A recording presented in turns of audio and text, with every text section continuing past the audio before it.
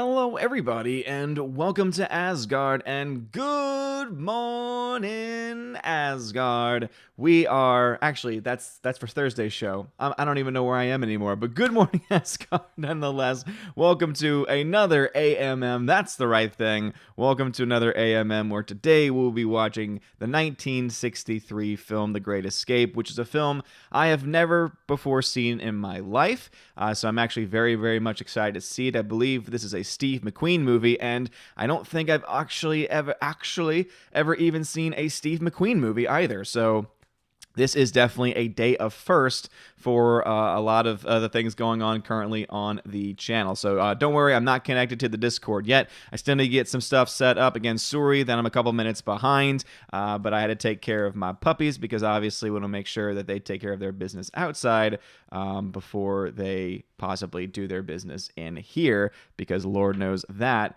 would not be a good thing at all. All right, I got my tablet set up for when the movie starts. That's coming through just fine. We got some people already here, including Tina. Tina, thank you so much once again for waking up this early to help mod the chat. GMonkey76 is in the chat. What's going on, good sir? HyperNext13 is here as well.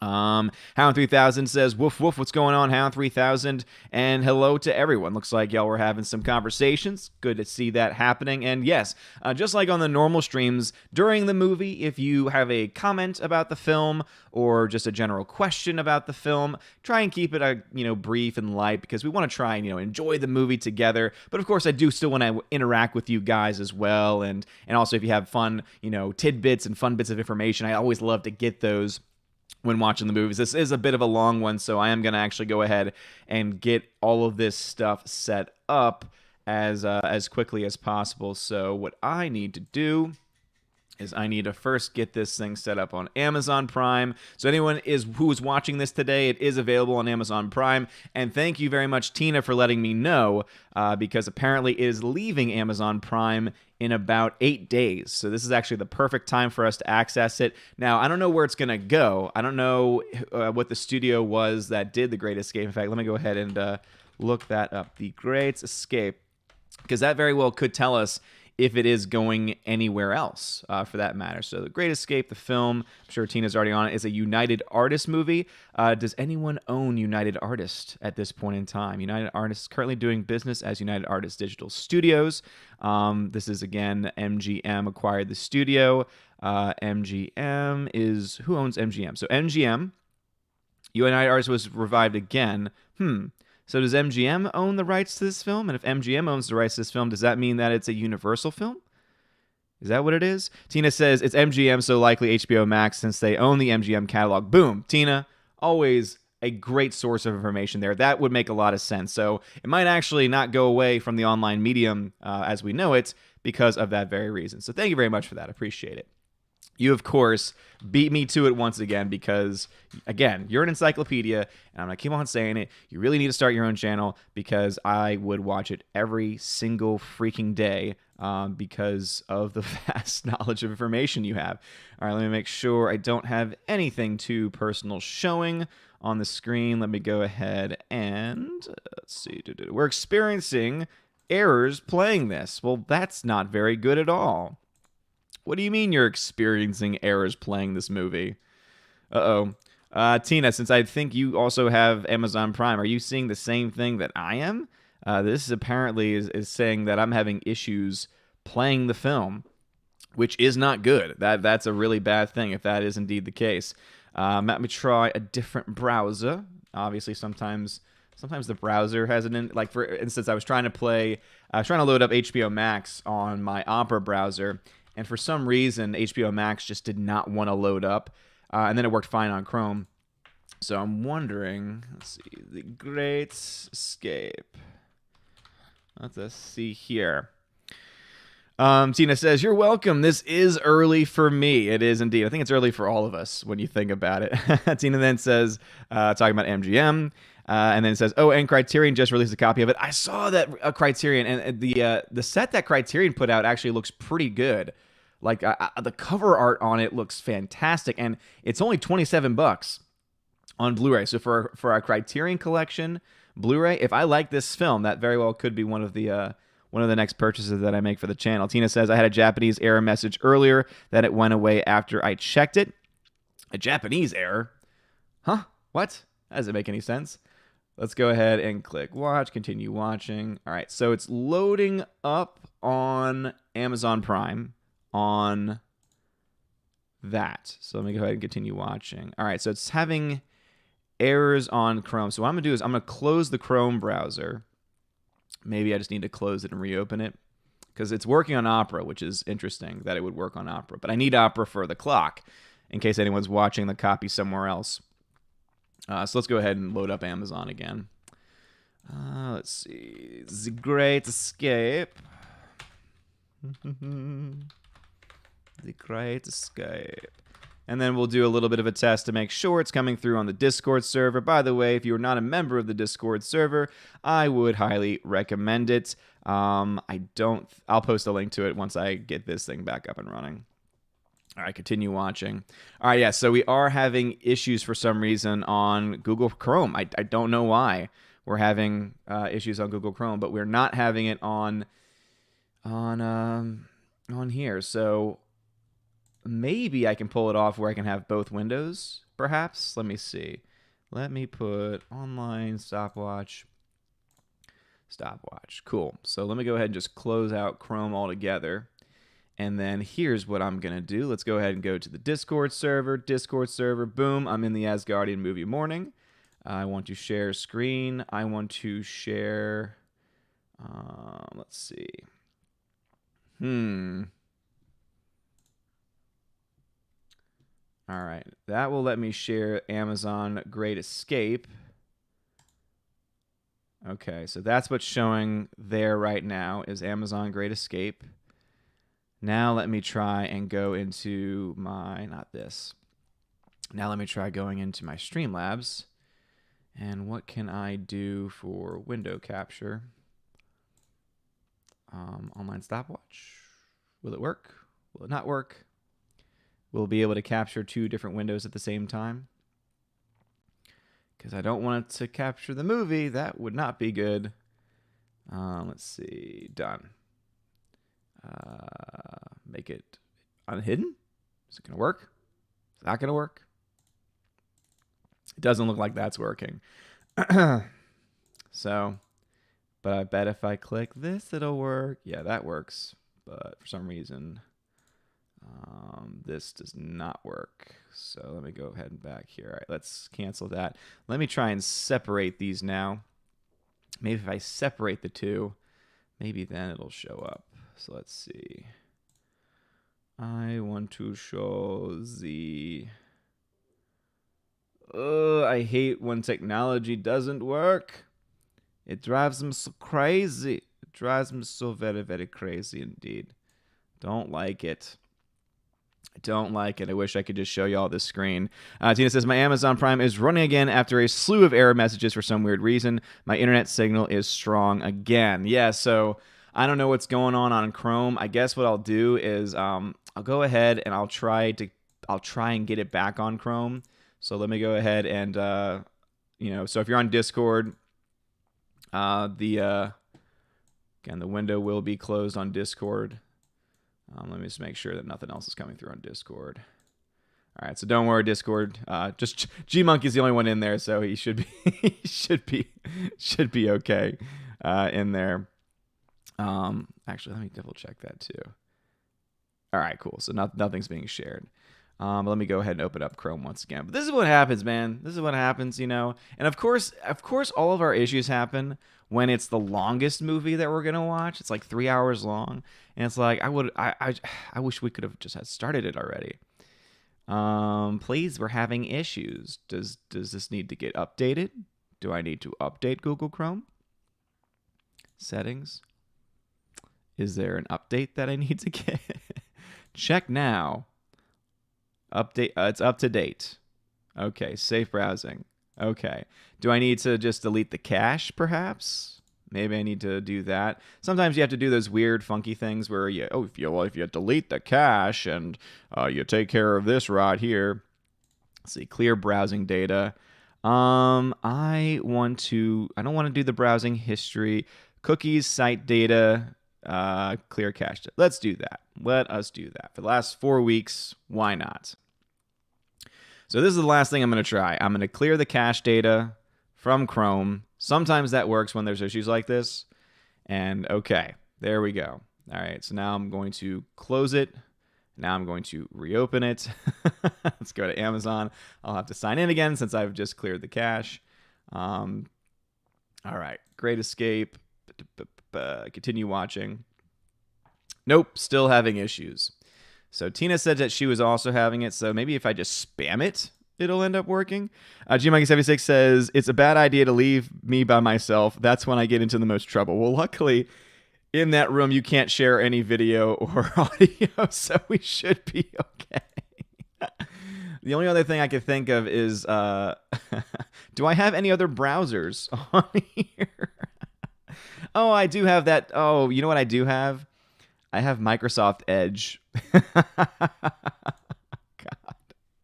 I do have Microsoft Edge. Maybe that's how I get. Maybe that's how I can get the clock on the screen. Yeah, this is you've hit rock bottom when you're scraping the bottom of the barrel and you're having to go to Microsoft Edge. If any PC owners out there, Microsoft Edge is by far the worst. But Will Gentry's here, Superfan Adam Shawhan is here as well. Welcome to the morning stream. The movie would have started already, but of course, Amazon doesn't want to play for some reason with Chrome. So I'm going to try. It's working on Opera, though. So I'm trying to get the online stopwatch now on Microsoft Edge. Oh, my goodness gracious. This is what we do, though. This is what we do. I want the large stopwatch. What? What are you doing? I see. This is one of the many reasons why I can't stand this. I want the stopwatch. But I want the full screen. There we go. All right. So now let me put that on this side. Also, I love that I'm commenting on it. It's like I'm trying to make sure that the podcast is available for anyone who wants to listen. So let's see. What does that put up? Oh my God. And now there's 1,000 different Microsoft Edge. Why does Microsoft Edge have so many? It doesn't make any sense. It doesn't make any sense at all. Do I just got to pick through all of the Microsoft Edge and figure out which one is which? This is insane. This is ridiculous. Oh my goodness. Microsoft Edge. You're terrible. Superfan Adam Shawhan says, we know that this will be a good stream because you've had issues, buddy. Usually those are the ones that have the issues. As long as it's not happening during the stream. I still remember. And I think everyone here right now, at least for the most part, I know Tina, I know Adam, probably maybe Will, Hound 3000. Again, pretty much everyone here right now, HyperNext13, GMikey76, y'all been around for a while. Do y'all remember when we did that stream for Willow and everything was breaking and we had to start the stream 1,000 times? And I actually, honestly, I do not remember the movie Willow. I actually need to watch that movie again because I had such a bad time trying to troubleshoot everything during the stream. If it's before the stream, I'll survive. I'll get through it. All right, so Edge for some reason is not working. Oh, man. Now, you know what this means, too? This means I might actually have to use Internet Explorer. Now, Edge is one thing. But when I don't want to use your settings, security recommended. Fine. Just get out of my face, Internet Explorer. You have no reason to exist anymore, Internet Explorer. Dude, that Willow stream. In fact, it's still up on the channel somewhere. And it was, oh man, that one was, you all know, maybe. Yeah, I don't have Firefox downloaded, so if worse comes to worse, I can download Firefox. I do like Firefox a lot, actually, to be honest. I think I just had too many browsers at one point. I'm like, I need to get these off. So let's see. Online. And in fact, this might actually be a benefit to y'all because this gives y'all more time to wake up for the 3-hour movie. And hopefully it's providing you some entertainment value. By the way, everybody, my name is Odin, and I'm the critic who is a cynic. And I hope that you are all doing well. HyperX13 says, I remember, my brother. I'm sure this will work out. Willow was messed up because Uganda Knuckles black magic. This is so true, my friend. This is absolutely true, Hyper. That Uganda Knuckles, you cannot trust him. I'm so glad, too, Hyper, that you bring that up every stream. It just makes me happy. I just love that meme so much. That and now the coffin meme, ever since, especially the one that's been used on Jeremy. It's just so funny. It's just great entertainment, and I love it. All right, let's see if this works now. All right, Internet Explorer is what I'm looking for now. Internet Explorer. Okay, and then it's not showing up. So that's the other problem too, is that sometimes when everything is up and running, it just for some reason doesn't work. All right, so I'm going to close that. Let's try Chrome one more time. Let's refresh. Let's try watching it again. Still having the issues on Chrome for some reason, and I don't know why. I do not know why. Let's see. Refresh, refresh, refresh. All right, still nothing. All right, let's go to Firefox. Let's see. Maybe Firefox will be the way to go. The other problem, too, with Chrome browser is that in the past I've used Chrome to do window capture, but you actually can't use Chrome as window capture in OBS unless you turn off something called hardware acceleration. But then when you do that, for me, I use something called Adobe Spark, the online version. And if the acceleration's off, it makes editing thumbnails terrible. Not to say that my thumbnails are, anything great, but, But yeah, I do like me some Firefox. I used to use Firefox a lot back in the day. HyperDex13 says, does that Jeremy Coffin meme contend with the will of Pixelated Ryan? Also, let's not forget Harambe. Harambe shall not be forgotten. Yes, we will never forget Harambe. This is a true statement. Firefox is already installed. Let's update it. Is it really? It wasn't showing up. Yeah, let's restore defaults and update it too. But yeah, Pixelated Ryan obviously was, meme in itself was, iconic for so many different reasons. And it's great. But but here's the thing, the coffin meme is great, with or without Jeremy. Like I just think the coffin meme is just so fantastic. Like the song is so catchy. The fact that there's actually these guys that do it, and also kudos to those guys, to the coffin dancers. It's such a weird statement when you think about it, coffin dancers, but it's actually like something I like because it's them trying to bring like joy and entertainment to a really sad and somber event.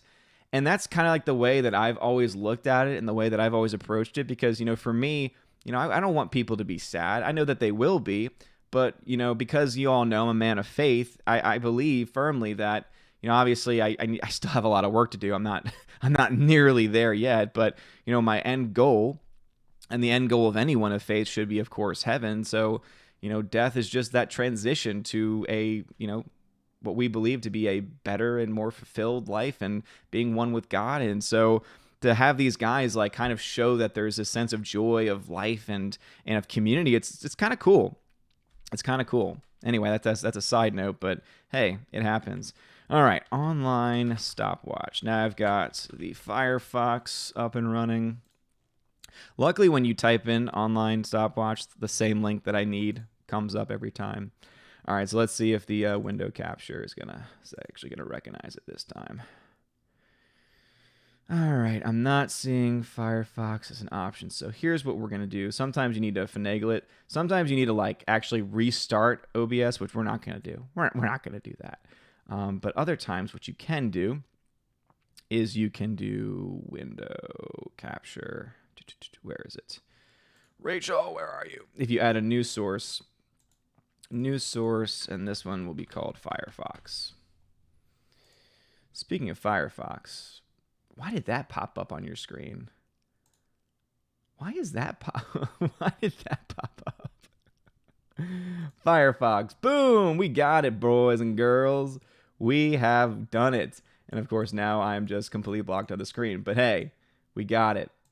We figured it out. We figured it out. With a pencil and a pad, we figured it out. Something tells me I could have probably done the same thing with Internet Explorer as well. Had I just done the add new window instead. But hey, we got it working, and that's the important thing. That is the important thing. Will Gentry, good later to you, sir. Will Gentry, where are you going, man? It's a reasonable hour where you are right now. It's afternoon. Though, of course, it is a work week for you guys, for anyone that's not a teacher. So if you're going to work, man, have a good one, man.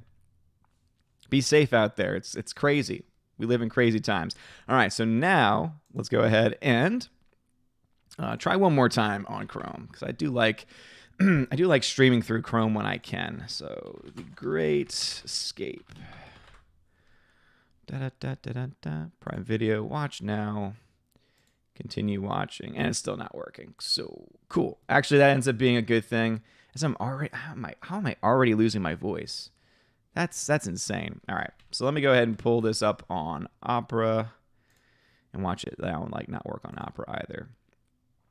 All right, so I'm gonna play through. Oh, perfect. There was an ad at one point. Now the ad is gone. That is something I definitely prefer. All right, let me get my headphones ready. So hopefully everyone, at this point, everyone should have their copies ready if they own their own. Let me go ahead and just get this into the Discord. Show share screen. And we're going to do Amazon, The Great Escape. Go live. Boom. We're now live. All right, so let us just double check to make sure that everything is coming through okay. Nothing's playing on my end. Let me refresh. Continue watching. Let's try this now. All right, so GMonkey76, since I know that you're in the chat, is the movie coming through? Can you see it? Obviously, it's not full screen yet, but don't worry, it will be.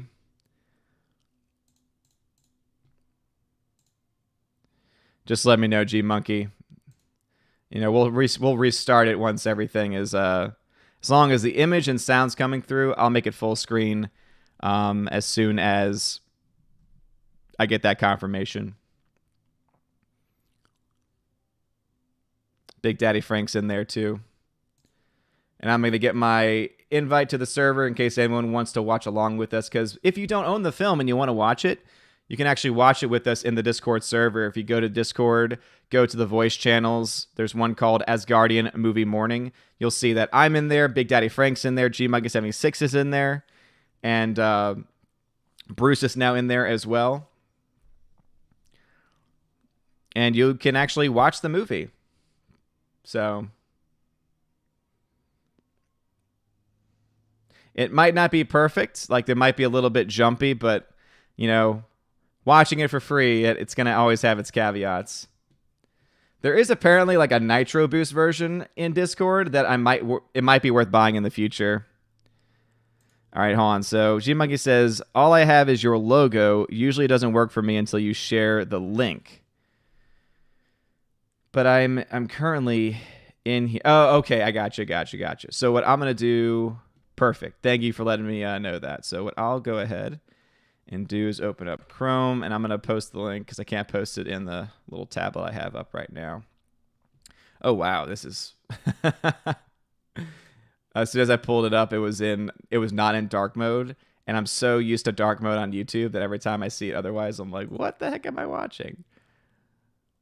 And also, I cleared all my cache, so I probably have to switch... Oh, Lord, yeah. I have to switch it to my Odin's Movie Blog account because... internet is hard. But Bruce and Frank, was it playing for y'all when it came through? All right, let's go. Odin question. Nothing's playing right now, so you shouldn't be getting anything. But anyway, here we go. All right, here is the link to the Discord server, everybody. So again, if you want to join the Discord server, Bruce says, yes, he saw it. Perfect. So anyway, there's the Discord link. So if you're not a member of the Discord server, please consider joining. It's where I post links to videos, to live streams, things like that. At some point over the summer, I'm going to have to start joining my friend Adam and Peabody because they're always in the voice chats hanging out. So at some point, I'm going to have to join them once again since I do have a little bit more time this summer.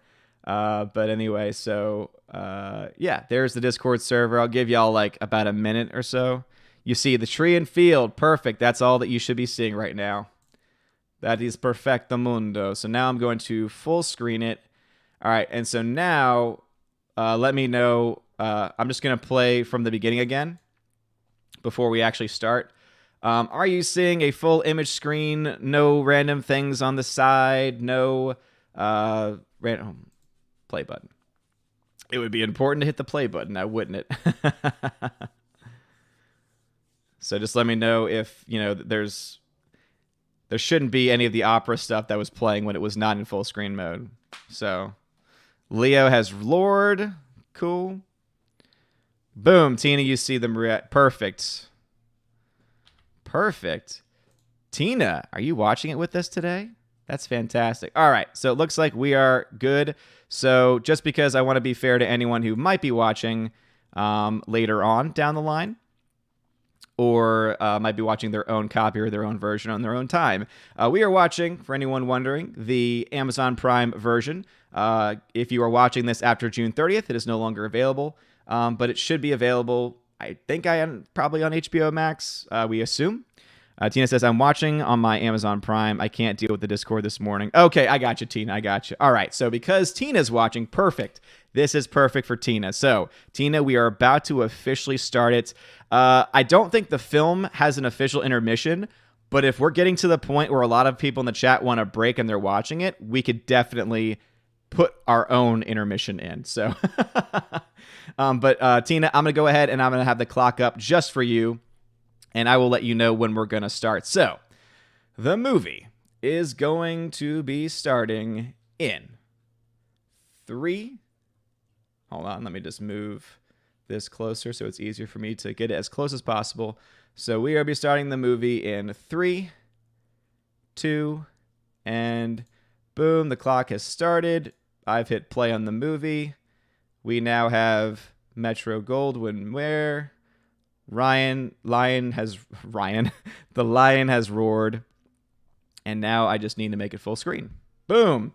We have begun. The Marish Company presents Steve McQueen. Yeah, so as I said, I think this is my first ever Steve McQueen movie. As of now, I got to get the chat back up on screen. There we go. Beautiful. It's great to have Tina watching with us this morning because she is an encyclopedia on film. She is awesome. And she was actually very excited when this is the film that ended up getting the consensus last time. Charles Bronson. Is that the infamous Charles Bronson? Let me know. I know there's like a couple of different Bronsons in history. One was a boxer. One was an actor, I think, right? Obviously. Also, like I've said previously with older films, I always love seeing the credits at the very beginning with some images in the background because it helps provide context. Tina says it's the Charles Bronson. Wow. Okay. That's interesting. Elmer Bernstein. Okay. I like the score so far. Just make sure I'm not kicking my dog in the face as I try and... Filmed in Panavision. Panavision, I tell you, man, provides some of the most beautiful shots. Now, I will say this much, though. For anyone watching on Discord, I'm noticing similar things here on my direct Amazon. Amazon is notorious for not having the best versions of the movies. So if you like this movie, either already or after we watch it together, oh, it's based on a book. I did not know that. Interesting. Tina, is the book better than the movie? Or do you prefer the movie? But if you do like the movie afterwards, it is available on Blu-ray. And as you all know, I'm a huge proponent of physical media, Blu-rays and 4Ks. And there's actually now a, what seems to be a pretty good-looking Criterion Collection edition of the film for this film. This is a true story, although the characters are composites of real men and time and place have been compressed. Every detail of the escape is the way it really happened. Ah, wow. Had no idea. Tina says, never read the book, but this is based on a true story. That's interesting. Wow. Bruce has got it already. Nice, dude. I'm thinking about getting it myself if I like it. So far, it's got the makings of a film that I would like. Alrighty. Hopefully it's coming through for everyone. coming okay for everyone through Discord.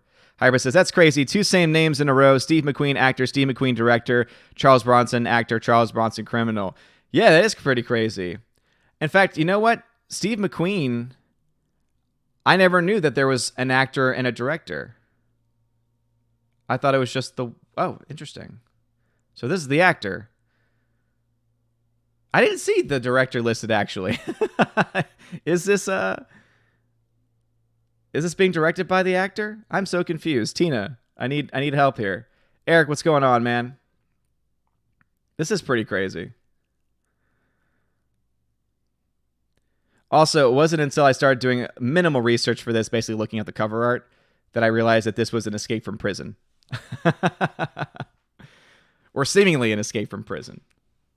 Now it's looking more like a military camp, an escape from entering the war. Tina says, John Sturges directed The Magnificent Seven. Ah, nice, nice. Another film I've never seen. I saw the remake, which actually I liked with, was it Denzel was in that one? And it was pretty good. But yeah, I've never seen that one either. Once again, that could definitely be a film on the list of things we watch, as long as it's available on a streaming service or I already own it. Hyper says, oh no, what I meant was there's a director who has the same name as Steve McQueen. Okay. Isn't he a guy that's alive today directing? Maybe that's why I have some confusion. Nice establishing shots here.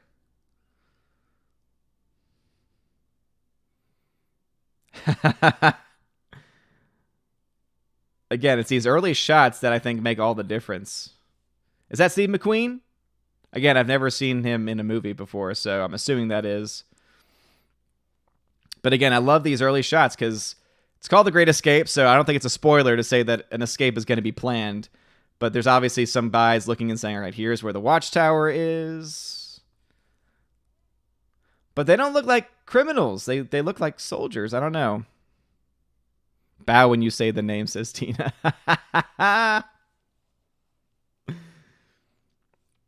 Don't say that name.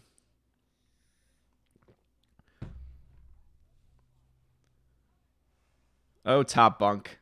Never understood it myself. I had a top bunk in college, actually. I mean, it was kind of nice because there was nothing around you to look at. You know, it was just wall and just kind of peaceful. But Tina says they are POWs, so Brits and Americans. Okay. What war is this set during? I mean, I'm sure I'll find out at some point, but at least they get water. Hi, Prince says, yes, my brother, modern director like Tarantino, etc. He directed 12 Years a Slave and... Oh, are we talking about... Wait, what?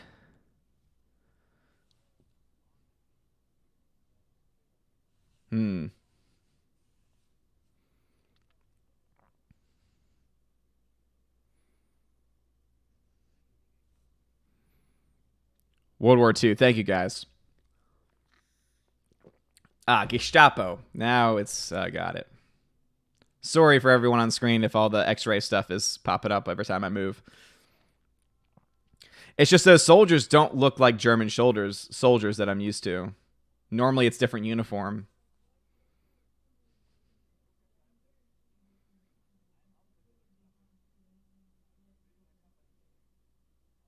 Also, normally there's a Heil somewhere in there. Okay, gotcha, Hypern. Now I know. Yes, context Steve McQueen. Thank you. Context is so important for me, man. Yes, now I know what you're talking about.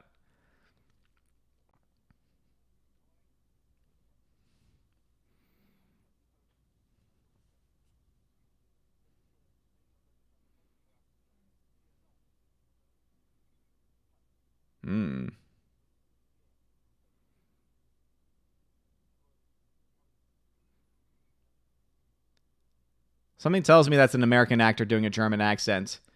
Couldn't do that in 2020. That's cultural appropriation. Then again, don't a lot of us people of lighter skin have German in us? Is that how it works? Is that how the world works now? If you have a little bit in you, you have a right to it. So silly. These were the days.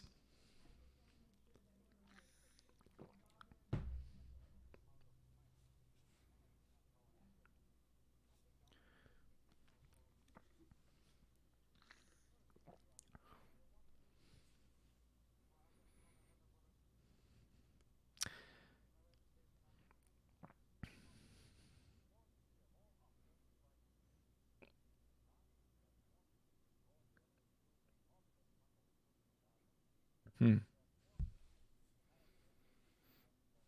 So he's a traitor. Mm-mm-mm.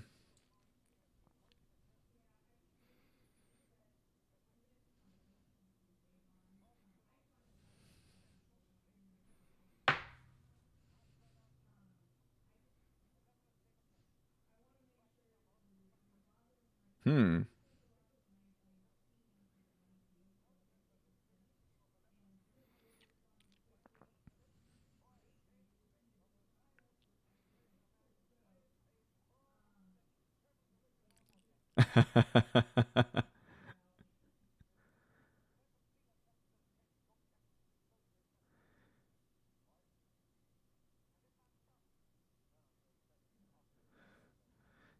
You would expect them to have shot them by now if they're trying to escape 17 times and failing.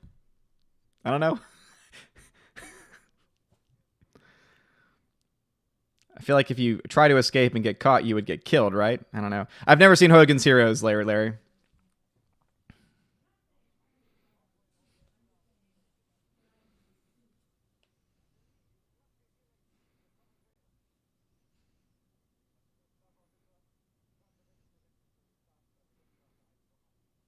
Hmm.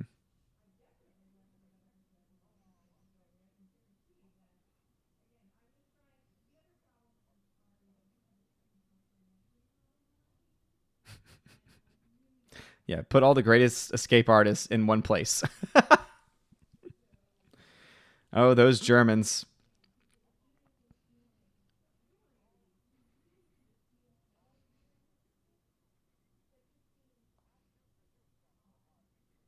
Hmm.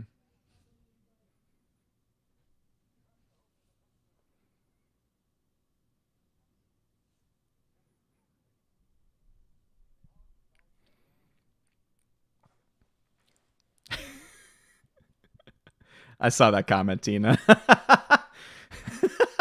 I'm part Irish. Like to see them try to place that. That's what we really need, Tina. Us Irish, Tina. We need to rise up. That's what we need. You have this BLM going on. More like ILM, Irish Lives Matter.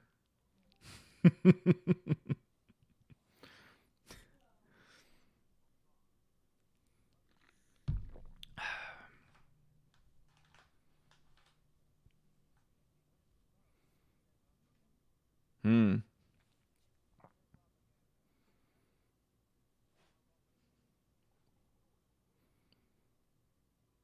Wow.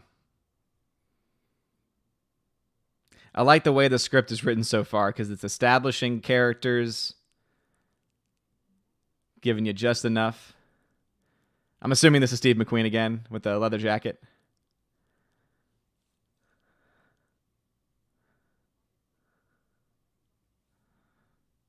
Up Ireland, says Tina.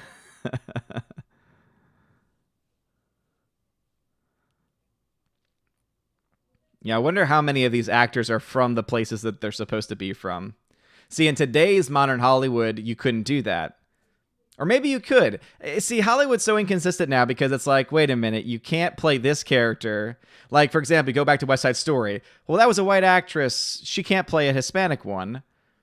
But then you could have an actor who is British play an American. And I understand that there's some subtle differences there, but I don't know. The Russians. I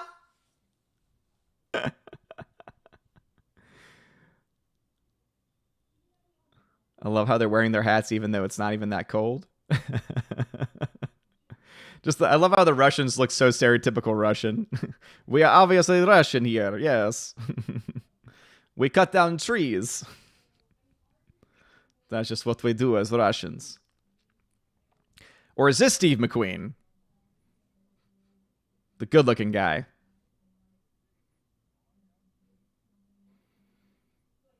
Also, this guy's hat's bothering me. Why is his hair showing? Ooh, the fake fight. Some sound design issues there. At one point, it went just in the right ear, not the left. So, again, that's what you come here for. I'm a cynic. But so far, the sound design's been pretty good. Oh. Cigarettes were indeed currency. Well, that's fantastic. I'm assuming that's Steve McQueen, the one that just got into the greener. I don't know. I just feel like I feel like at this time in history they would have just gotten shot if they were fighting. I don't know. HyperDex13 says, I'm way too mixed. You don't want to know. Trust me. Respect the Irish blood, though. Yeah, obviously I'm an American, so I'm a mutt. But I mostly identify because, my German heritage, Irish heritage, and then I got my Cajun French. There's a couple other things, but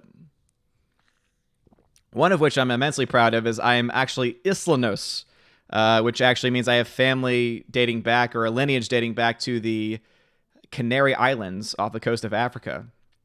So technically, one could argue I've got some African blood in me.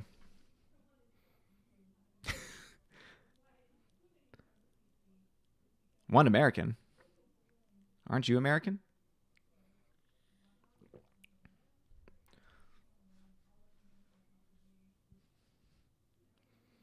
Oh, there's the leather jacket guy. Which blonde is Steve McQueen? Leather jacket or the one that jumped into the trees?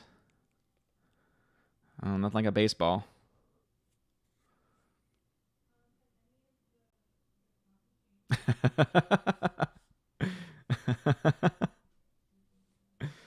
Imagine having that. This guy, Steve McQueen. Thank you, Bruce. There is a delay in the stream because of YouTube, but baseball mitt. Thank you very much, Tina. I think I'll take a little walk.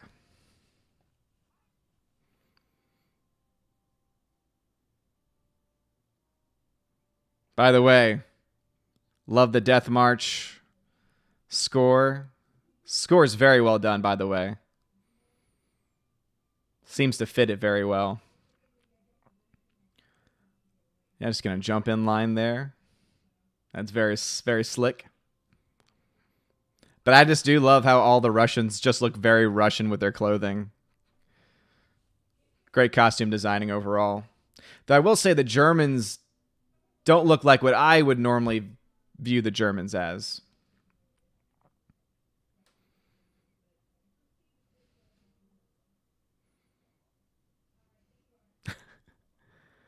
Ja, was blue.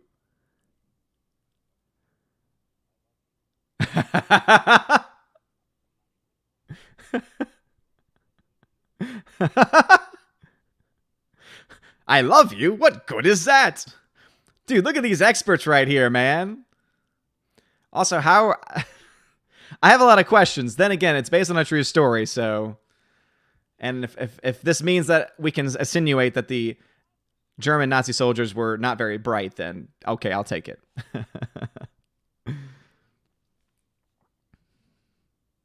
Aww.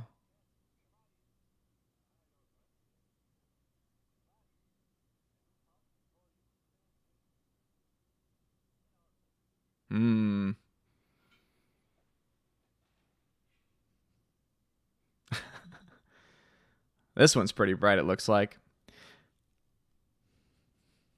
Lost his cigarettes, though. Marsh. Hyperdex13, that's cool, my brother Odin. I'm half Indonesian, Bengali, Persian, and Turkish. Crazy how our roots date back. Damn, dude, yeah. That's a big mix right there.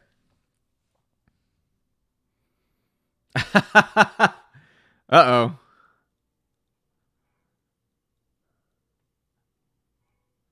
Oh, damn. Yeah. Ives. I like this guy. Now, which one of these is Bronson? That's, I guess, the next big question. Under similar circumstances.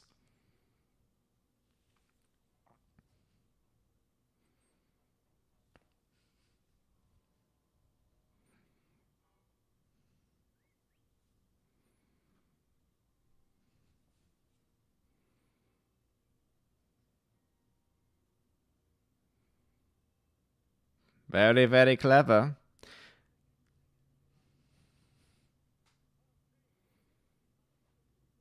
Hmm.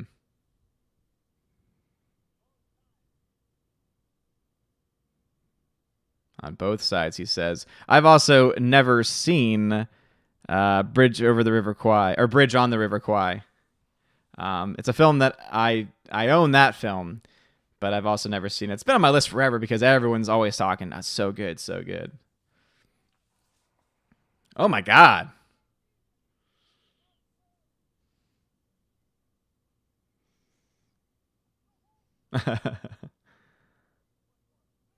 The Wire of Death.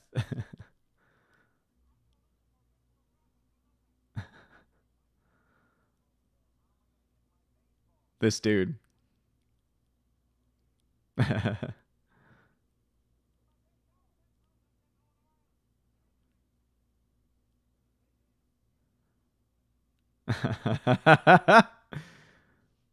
It's all part of the plan, as they say.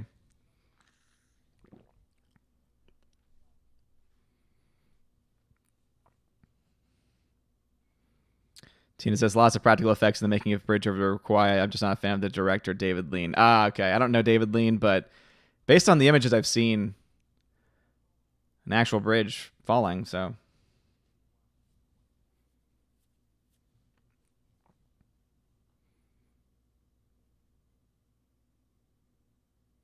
Hmm.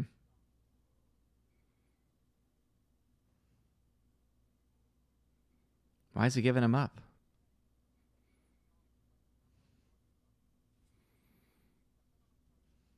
Yeah, never seen Lawrence of Arabia either. But again, on my list, and I own it. This dude.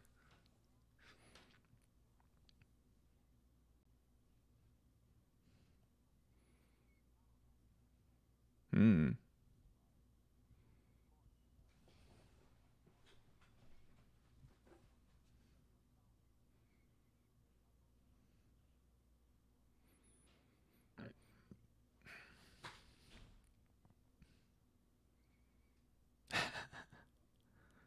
Oh, we have other plans.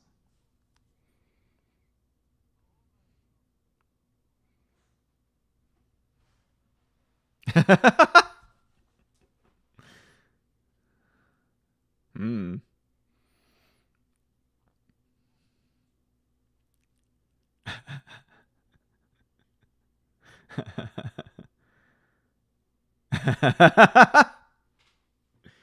Cooler.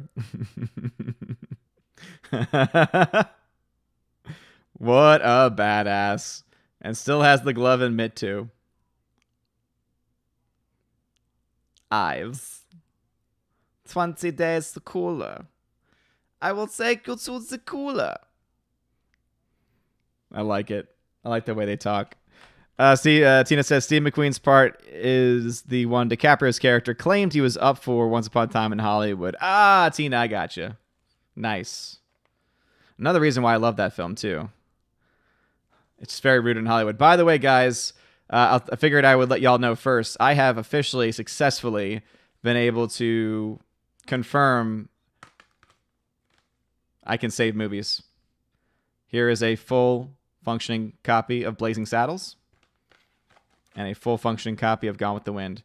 The only thing I need to try is a more modern film, and then I will pretty much have the entire process mapped out. So now all I need to do is save up for an actual legit NAS storage device and go through my collection and find out which films will probably get attacked, and then turn them into Blu-ray image files, and then have them in case I ever need them. By the way, we'll definitely be throwing those into giveaways in the future. Unofficially, of course. Alice McCarthy says, good morning, Odin. Just woke up. Well, good morning, good sir. Look at the clock on the screen. That's where we are in the movie. It's on Amazon Prime if you have Amazon Prime, which I'm assuming you do. I know that you and the wife do a lot of movie watching, by the way. Hope the wife is doing very well. Look at that. They let him bring the baseball in with him. That's perfect. It's a great way to keep track of time.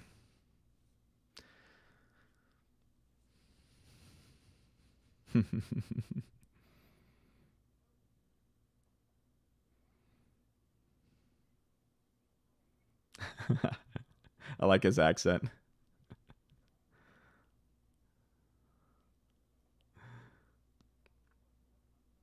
Oh, yes.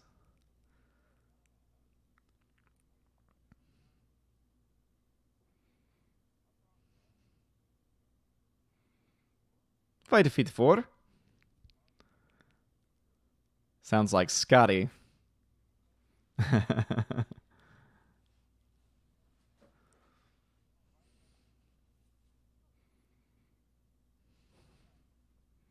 Definitely Scotty for sure.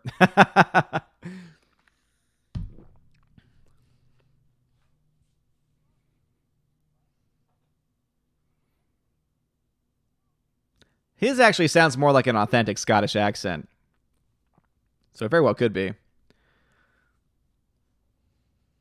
The plan begins.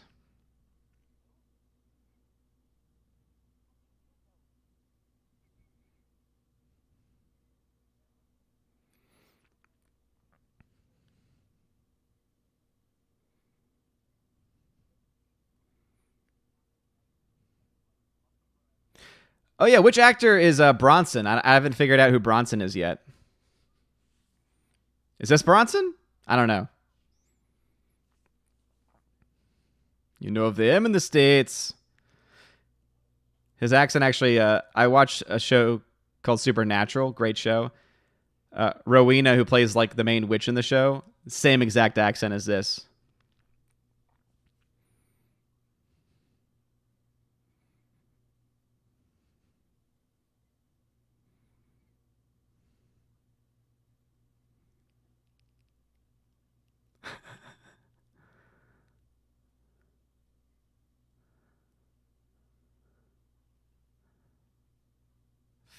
Faked Russian.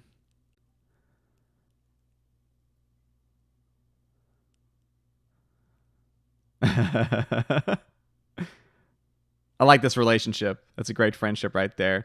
JTS Jetse Lemon says, noob question, any way to get faster notifications for these? I was watching. So basically, Lemons, for the summer schedule, I am on a schedule. So I start every stream basically on time. So movie streams are Monday, Wednesday on this channel, 9 a.m. Eastern Standard Time. So as long as you're here, you'll see the event page for it. Also, I create events for it too. So if you go to the Welcome to Asgard channel, subscribe, hit the bell, and anytime the event page is live, click set reminder. You should get it immediately when we go live. We usually start about 10 to 15 minutes in. That way I get everything set up and gives people time to come in. So hopefully that answers your question. And if you have any more questions about that, Tina's in the chat. She's a mod and she could definitely help you.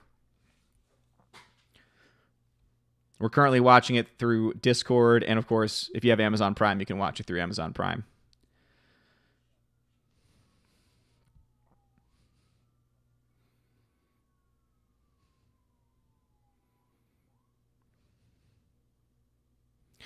Bronson sitting. Is Bronson the guy behind the desk?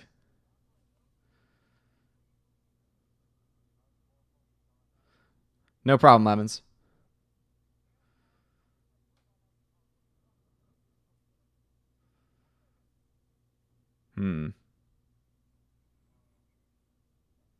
Oh, ti scappo.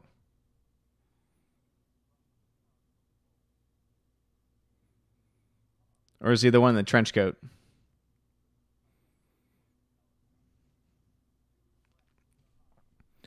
Well, here's one thing I can do. Luckily on here, it actually brings up... Let's see which one's Bronson. Danny, the Tunnel King. That's the first tile in here. So one thing about Amazon that I like. The tiles. He said that very reluctantly.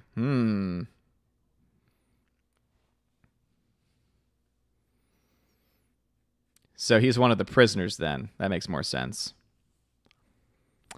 Tina says, Bronson had the red spots. Yes, thank you. That's Richard Attenborough playing the British officer the SS just brought in. Gotcha. Yeah, now, because of the X-ray... so anyway, Amazon Prime has X-ray where it shows you the actors and everything, gives you facts and data and trivia. I like that a lot. Yeah, now having seen his face with the stash, it's like, okay, now I recognize which one I'm looking for. GMX76, Bronson was the black-haired man with the cigarettes to try to get the Russians. Yep. And then when he took the coat off, had the red spots.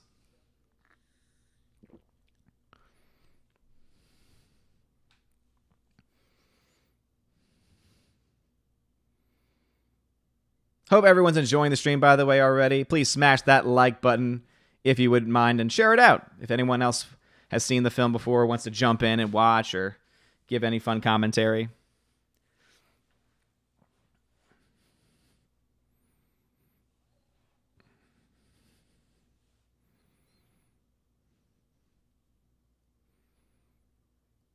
Also, I don't skip anyone's comments on here, or at least I try not to. Tagging Odin question, though, will definitely make me know that you're trying to get my attention. It's hard to try to watch the film for the first time and...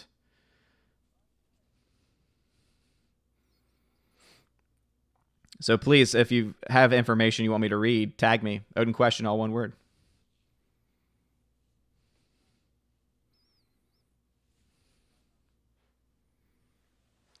Gestapo and SS.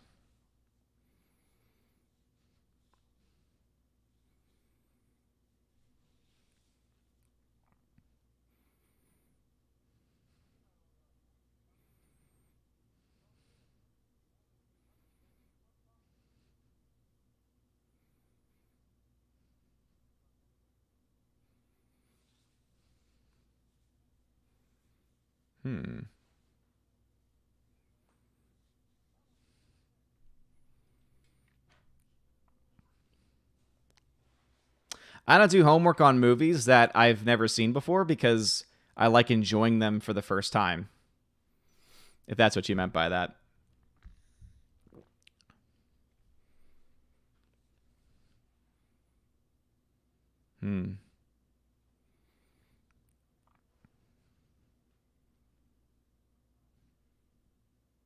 Glad to hear it, Alex. Amazon Prime's the one I use the least.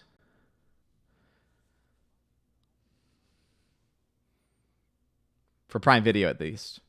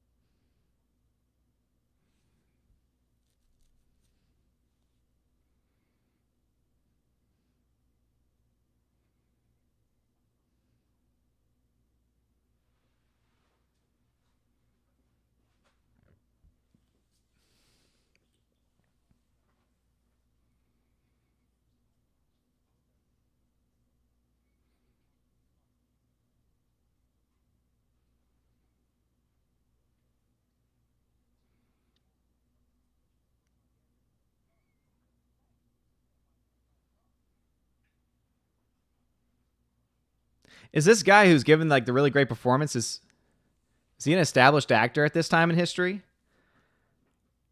Because I like him a lot. Great commitment to the role. Like, you can just really just tell, like, he's read the script, he's taken the character on. Sometimes it's the subtleness of performances. I like it.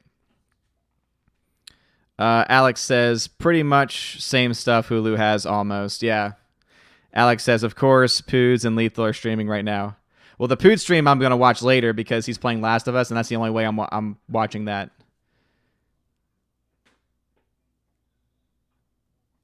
And Lethal always goes live at this time anyway, so I'm okay with that. Hmm.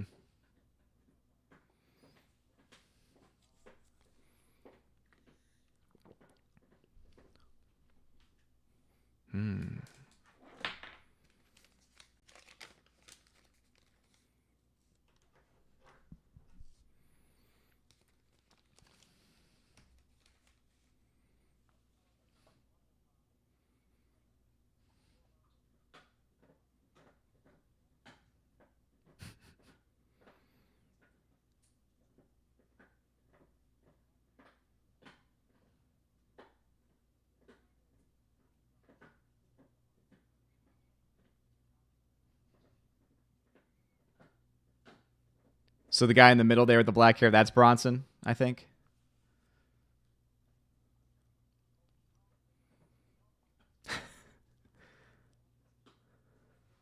Tom, Dick, and Harry.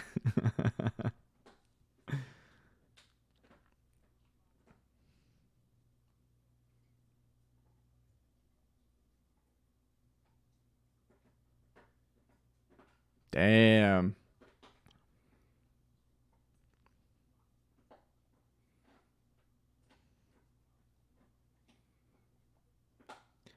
Surprised they're allowed to be in here alone with no Gestapo or anyone.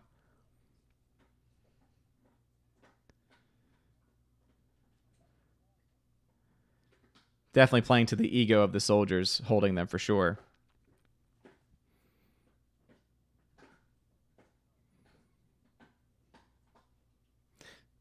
He's late.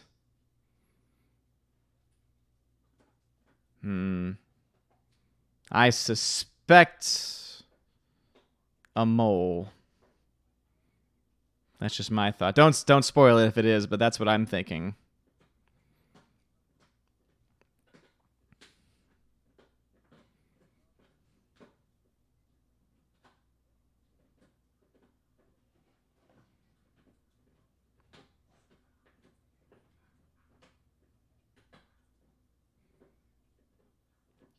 I'll catch up with the chat, but a lot of dialogue, and I want to try and catch everything.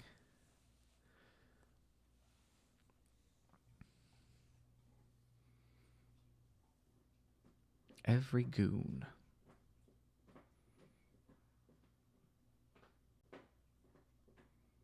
This guy's great. This guy's legit, man. All right, some sound mixing issues there. It's right, not left. So that's like the only issues I've really noticed technically so far. All right, Tina says, okay, the soldier who came in late is Donald Pleasance. He was a real POW. Damn, nice. Alex McCarthy says, on Tug Stream yesterday, it was determined the way you eat is entertaining. Hey, on Friday Night Tights, it's become a meme now in and of itself because of that fight, and I was able to distract. So, yeah, I'm going to try and keep that up for the Fridays in the future. It's fun.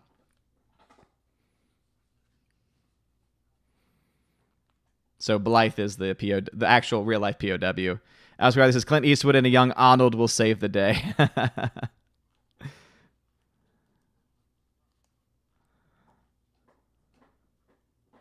Are we watching a Pomodoro tomato timer? What? No, it's just online stopwatch. We're watching The Great Escape on Amazon Prime.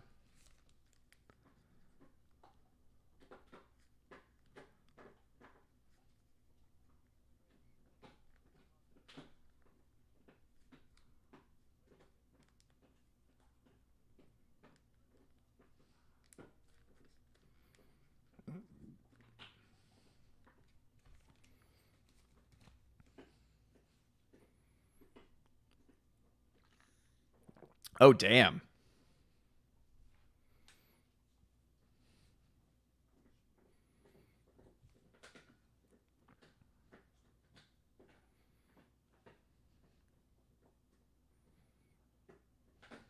Hmm. This guy knows cameras. Film, of course. What else would it be at this time in history? All right. I think that was Bronson.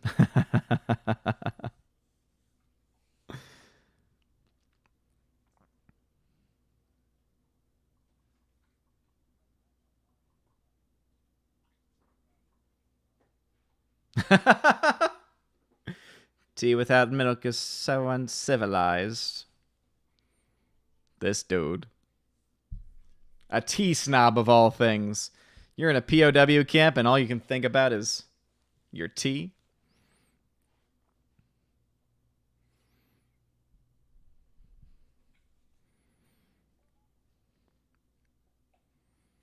So getting back to the guy though, Pleasance.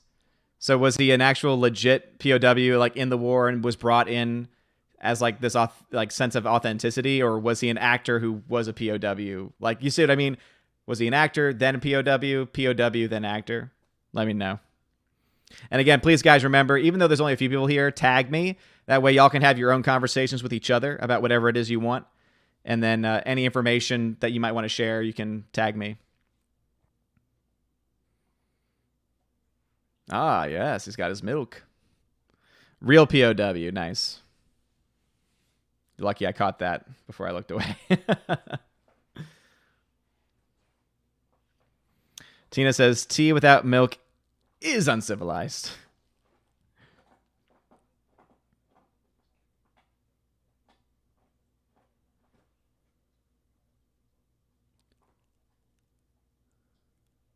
I like him so far. Not doing a bad job.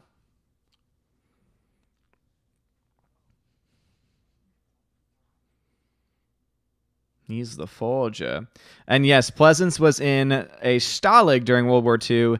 He said this set for this movie was very authentic. Oh, nice. Cool. So, soldier, POW turned actor. So far doing a great job. Young's James Garner.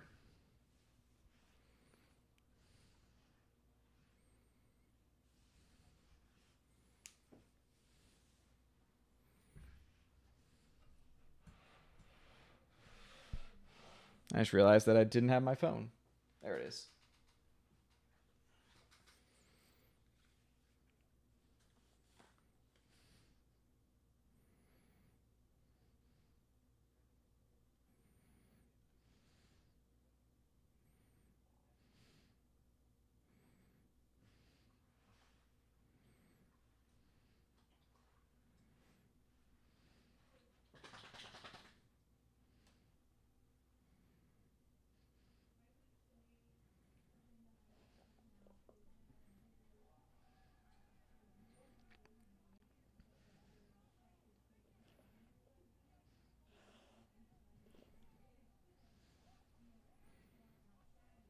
That was smart.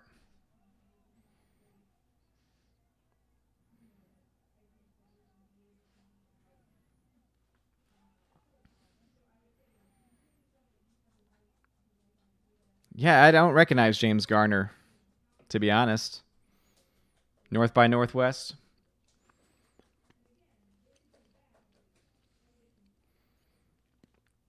Oh, look at this operation. They're so clever.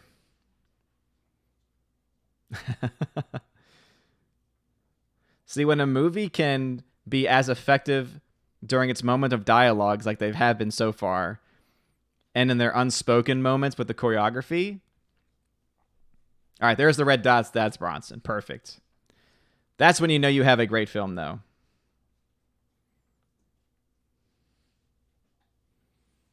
In the stove.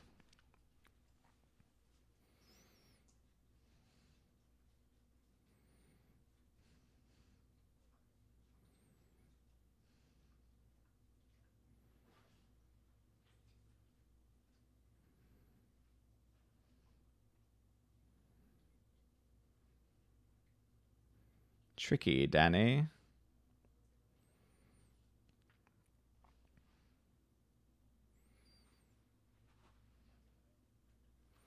We are ready. That's a pretty smart location. I wonder where they got that chalk from, though. Danny boy, the pipes are calling. Oh, beautiful.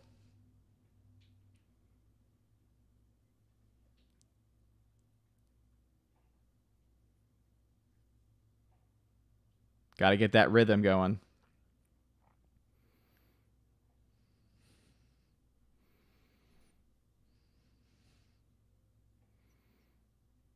Slow going. Oh, I can only imagine. The fact this is based on a true story, though, like the amount of time it would take to be able to work that out, especially since you can only do it really when you have that ability to hide the sound, like it's incredibly impressive. That's why I love films like this based on true stories, because like you're able to appreciate what people in the actual time of war would have gone through at that time.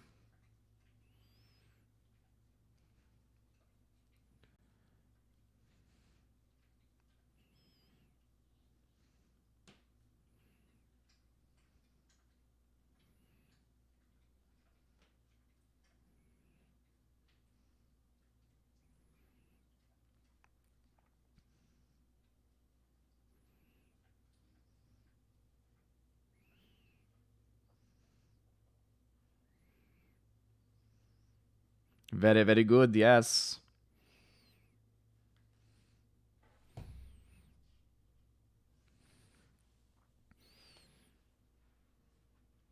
Alice McCarthy says, I always get leery of seeing Donald Pleasance on screen because then Michael Myers is not far behind.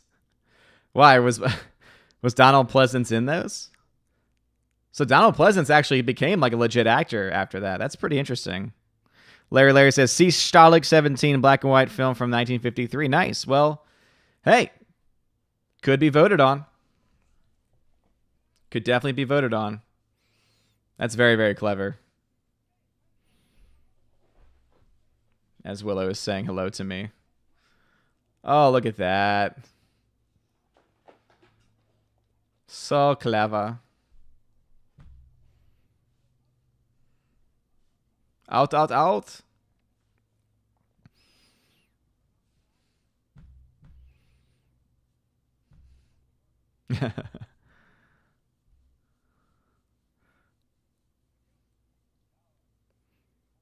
I need the wash.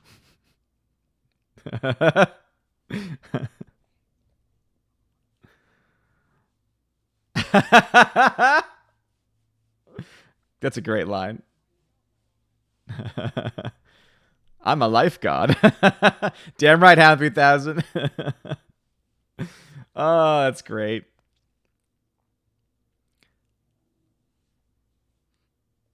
I would never have the balls to say that to a soldier who could end my life for any reason whatsoever, but different stock of men back then.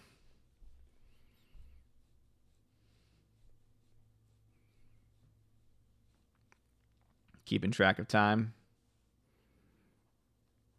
They don't even have the big guns in yet. Also, I love that Steve McQueen is the star of the movie, and yet so many of the supporting cast are also crucial to this as well, you know? Haha, yeah.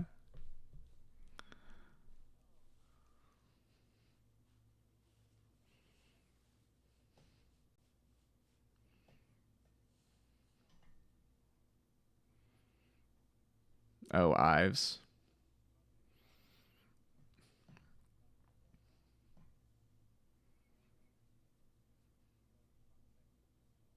A blitz out.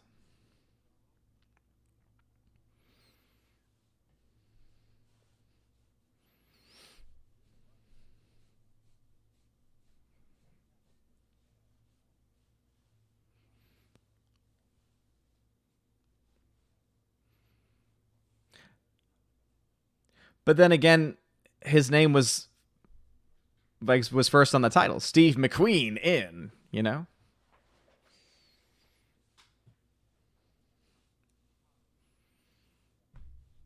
It's clever.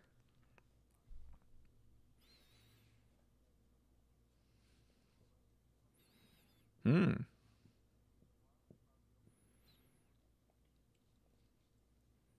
It's clever. This dude.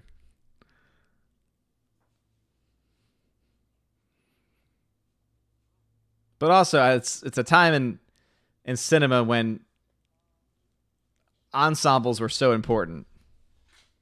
It wasn't always just about the star; it was about the ensemble. Made story more important. Everything else more important. It'll work. Yes. Love that accent though. Alex McCarthy says Steve McQueen's grandson was on a show called Vampire. Wait, whoa. Steve McQueen's grandson's in Vampire Diaries? What character? I watched that show.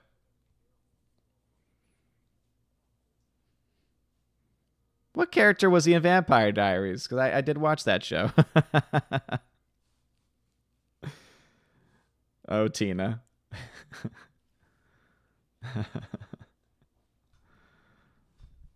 Jeremy Gilbert.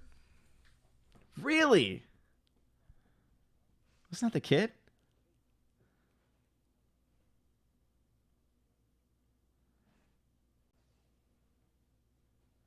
What?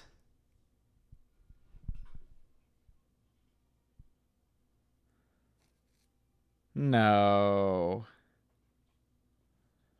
What do you know?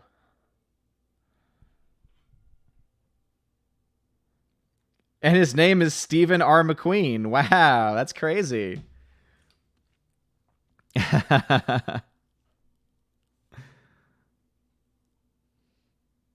Oh, damn. It's going to be more difficult than they thought.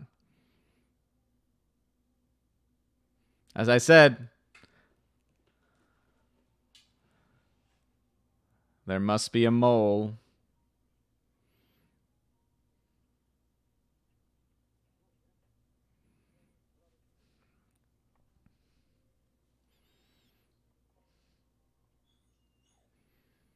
Or it's a part of their plan all along.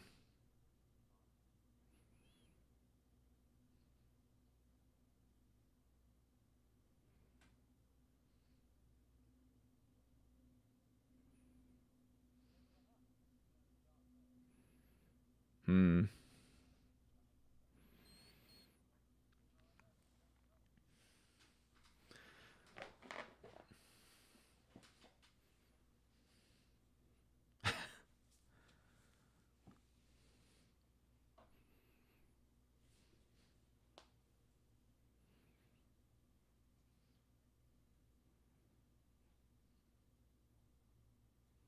Hmm.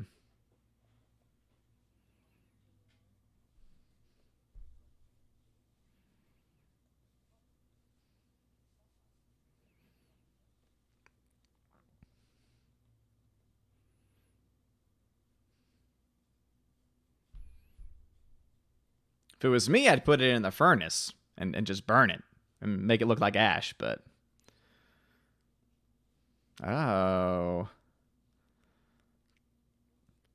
Clever boy.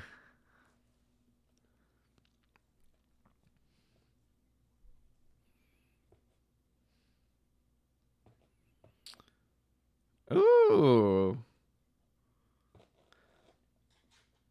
So this is where Frank Darabont got the idea for Shawshank Redemption.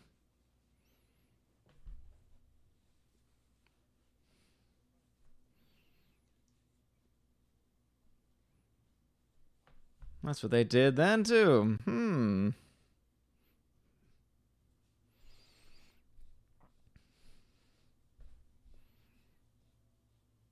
But yeah.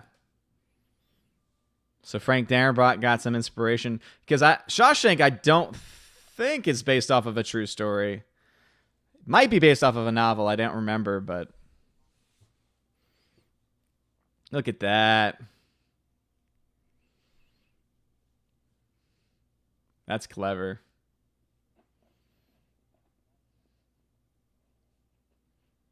Clever boy.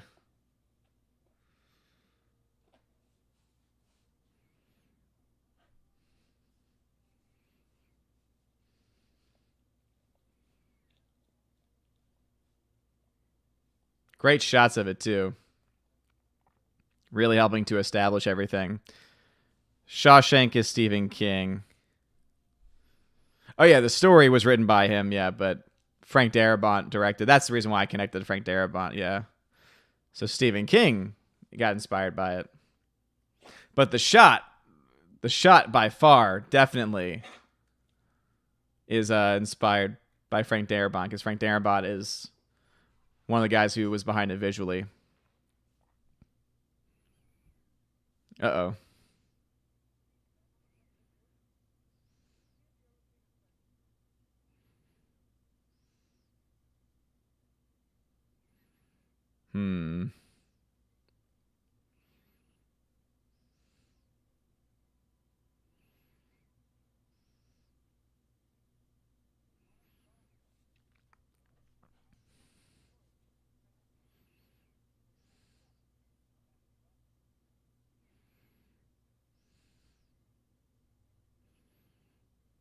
Do they suspect something? Still got a ways to go, so.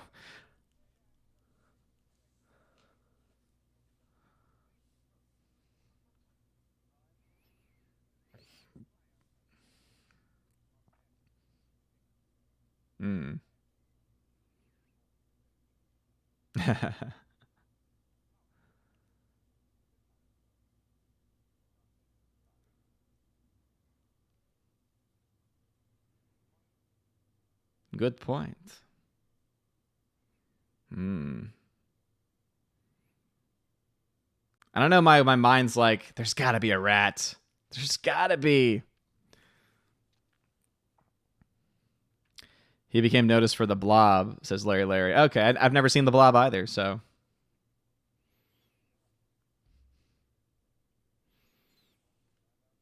They're very, very smart people all around.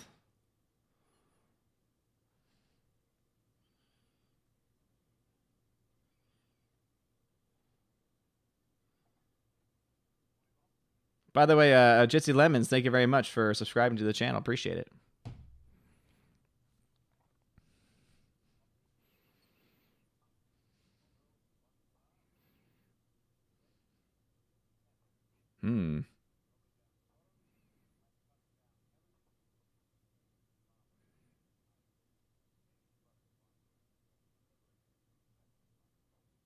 Oh, is that all contraband? Oh, Dutch chocolate. Well, that sounds delicious.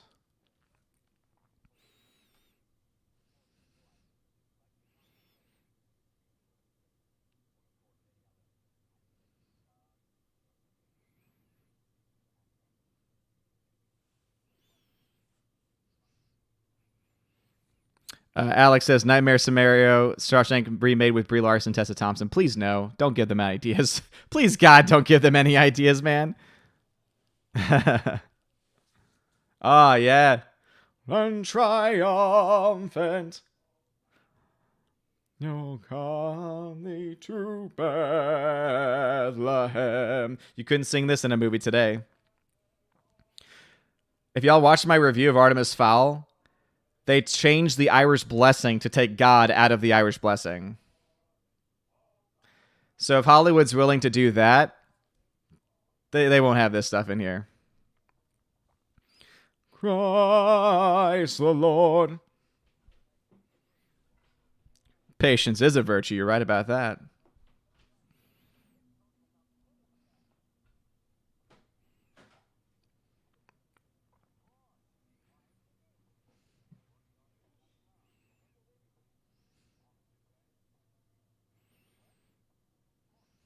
Of course it works. That's very smart. Excellent. Christ the Lord. Tina says, I remember you saying that about ruining the blessing. Thanks for watching Artemis Fowl so others don't have to. Dude, a lot of people were pissed off about that movie, man. It's just... But again, just like with A Wrinkle in Time, right? Based off a book. That book, I don't know about Artemis Fowl, but Wrinkle in Time, very much based in Christian thought. They ripped any sense of Christianity out of the movie. The movie was terrible.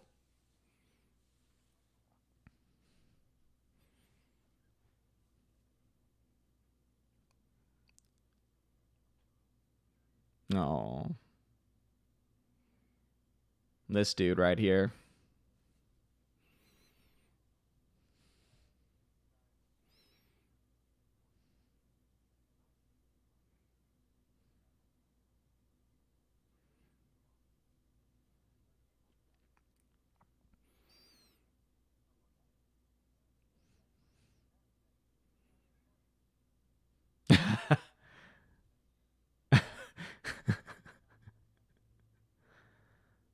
Oh, back when the Boy Scouts were the Boy Scouts, right? When Eagle Scout meant something.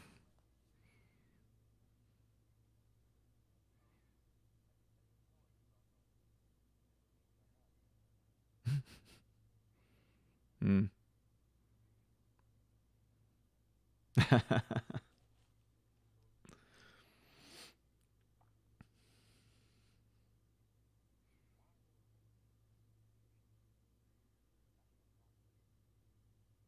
Hmm. I do like this moment. This moment helps to humanize the opposition, which I think is also important in any war, in any film portraying war. Because not all oppositions were bad people. Some were pressured, some were scared. There's so many different factors.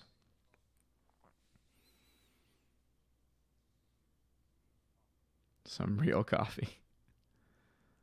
So obviously he's being used. Obviously he's being pulled in. But again, it's showing that he is a human person. And in today's day and age, we all know it's important for us to never dehumanize anybody. Tina says they'll never remake The Great Escape because it's too toxic. So that's fine with me. They made a TV sequel to this, and I don't remember it. How can you make a sequel? Based on what little I know about it, based on a true story, I'm assuming that they escape. How do you make a sequel to that? I don't know. Unless it's like a remake of it or a retelling of it in TV form.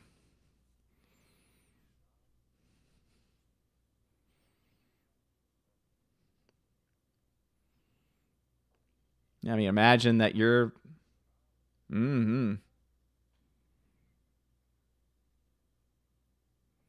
buttering him up.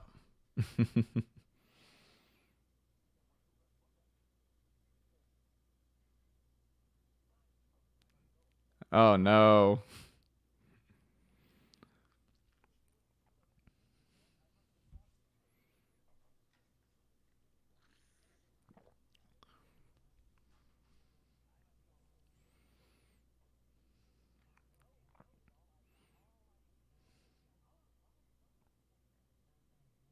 No. Again, a lot of men and women were forced at the time to do what was best for their families. Again, doesn't justify actions, but there's always two sides. Sometimes I forget that. Sometimes we all do. That's why I think these older films, especially, are just so important and so crucial because, it's.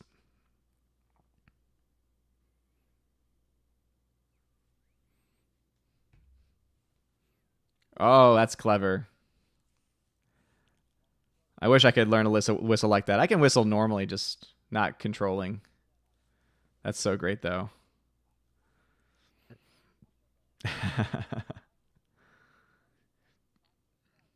Oh, damn. That's insane.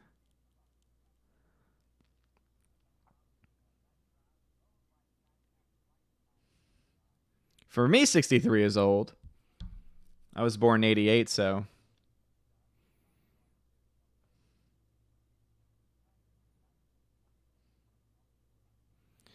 Tina, to the ones left behind, but it wasn't any good. Okay, gotcha.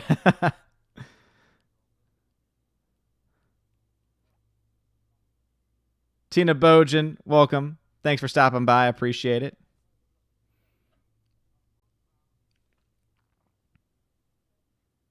Learning about birds. What a cover.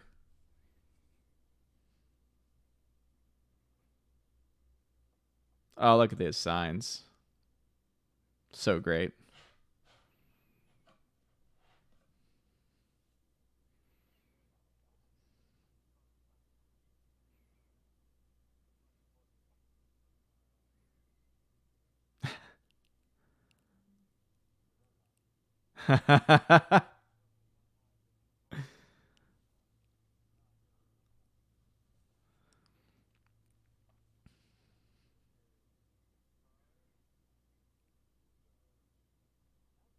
Chris Reeve was in the sequel, huh? Interesting. A ticket to Odin? I didn't sign off on that. Who do they think they are? Also, you can tell that, they're in the darker environment. They're using some natural lighting. Image doesn't hold up nearly as well.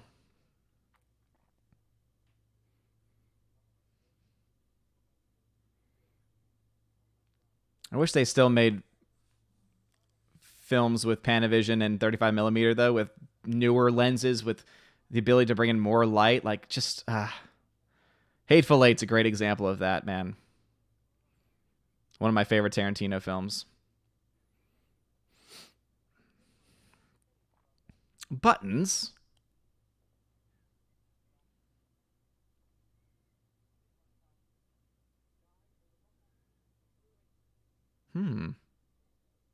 It's rather good.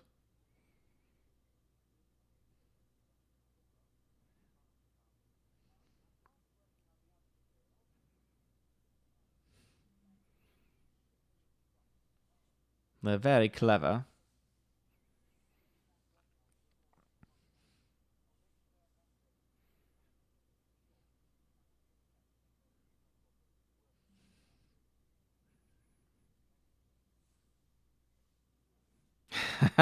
Alex, I read it.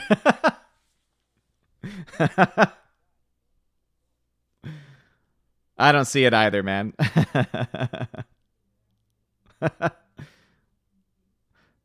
Doesn't look like a young James Garner, that's for sure. It's been a year since I've seen The Notebook.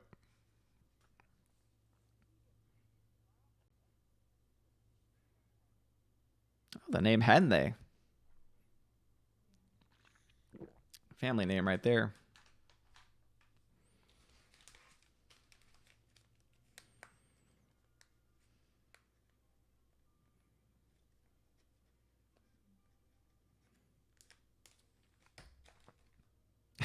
I love the little Scottish dude. He just embodies charisma. And just the way, look at the way he walks. Who walks like that? He doesn't move his arms when he's walking. I love it. That's a full character choice right there, man.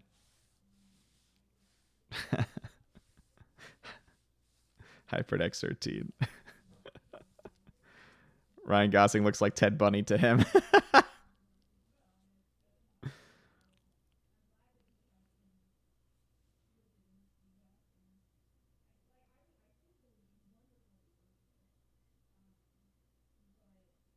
Cracking. But I like Ives. You're right about that, Tina.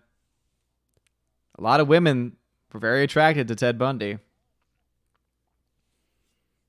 I don't see it, but again, I am not like the other.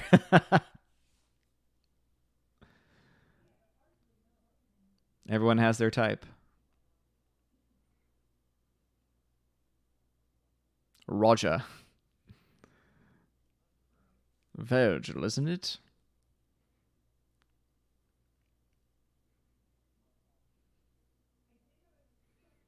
I'd love to know the story about his eye and the scar. Again, minor details.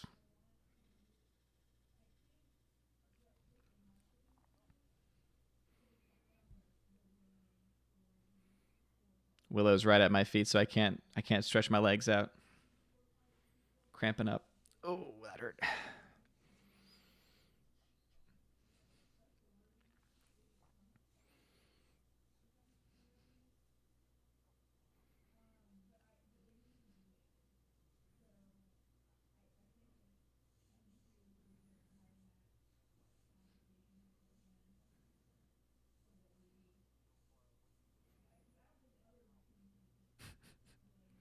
Hyperin, to answer your question, it depends because there's different variations of each of those accents, right? There's different regions of those accents, so it's very hard to pick one out of the blue. But I've heard more difficult Scottish accents than the joke with Scottish is that it's harder to understand.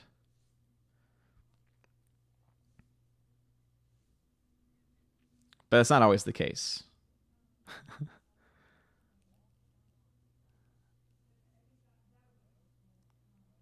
Mm-hmm.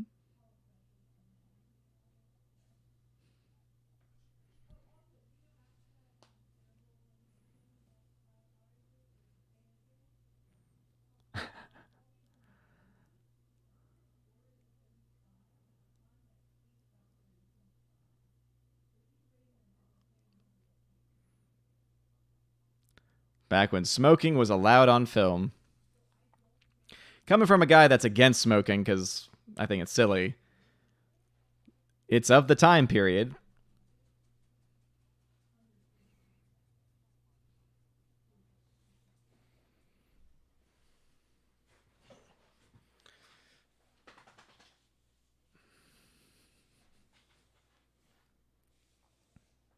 Hmm.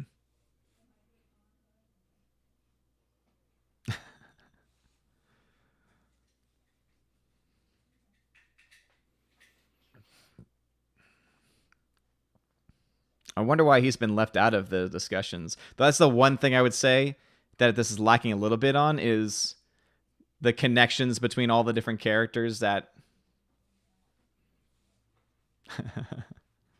he's just making some tea with milk. Oh no.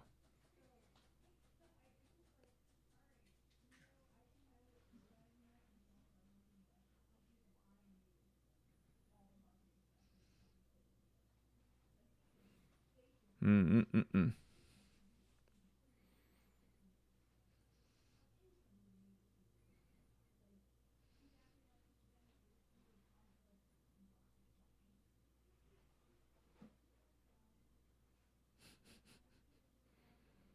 Vanna.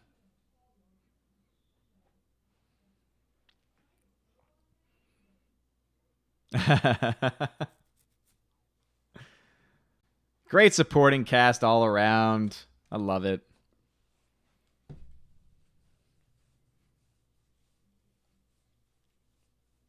When this early in, you can tell why a film is considered a classic. You know, mm,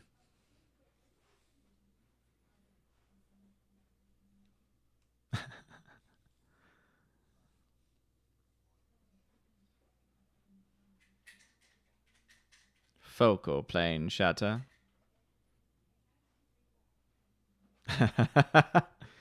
2.8 is not a very wide aperture. Nowadays, a lot of phones typically come with around a 1.8. Means it's a smaller the number is the wider actually the lens. More light comes through. So better in low light situations. That's the one thing I am really loving about my iPhone is that their night shot capability on it's really, really good.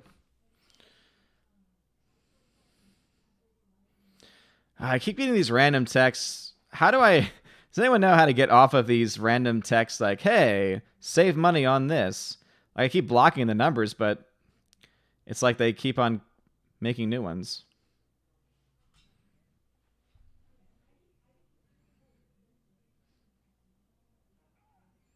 Uh-oh. Uh-oh. Oh, that's very clever, too. Veteran actors definitely do help. You're right about that. It's just nowadays in modern day Hollywood, you don't have. See, back in the Hollywood era, even studio era, so many movies were being pumped out, whether they were main films or B movies. So a lot of these actors got so much training all the time. So that when they were in a big film like this, even if they were just a background actor, they would have had probably a lot of experience working elsewhere. We don't have that anymore.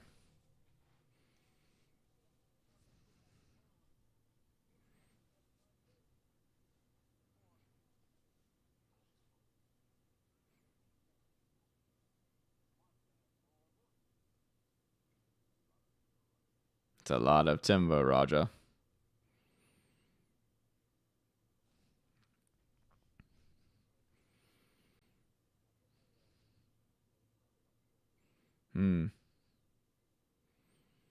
Got to get those Russians out there. I love that it's all Christmas songs. On the second day of Christmas. Great. Again, you couldn't do these Christmas songs anymore. Tina says, I was getting them quite a few of those random texts back during quarantine and would block them and get more. They've stopped now. Not even sure where they came from. Me too. Again, I don't get it either. So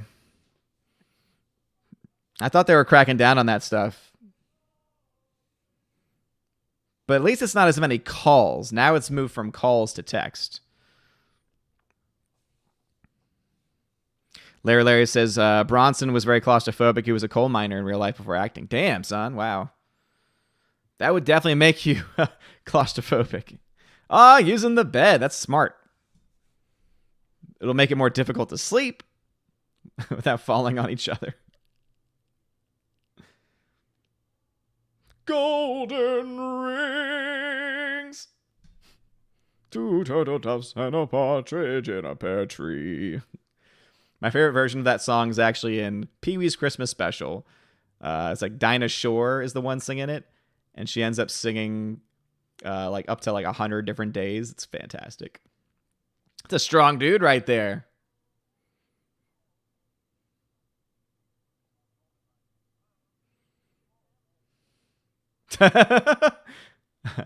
Uh-oh.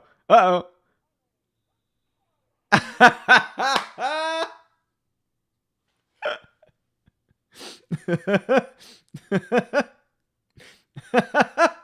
Oh, great physical comedy moment right there. The pacing of this film is also very, very, very good. Oh, Vanna gets a camera. Yes. Dinah Shore was Burt Reynolds' girlfriend. Interesting. Uh-oh. Oh my gosh, look at the way the wood's bending. It's actually a really cool effect. Oof. No, that's Bronson down there too. Damn, son. So something tells me the fear in his eyes right now is probably very real. Because obviously we can't see how much space is over here. I imagine it opens up a lot. But still. There's definitely some claustrophobic stuff there. Miss Martin Muses, what's going on? By the way, Tina, Miss Martin, since I see y'all are in here, and y'all are my chosen, most likely next Sunday's stream is going to be at 1:30 Eastern time. I timed it out with where Mass usually ends. So 1:30 should be a time for me to be able to get home and get set up everything I might need to do.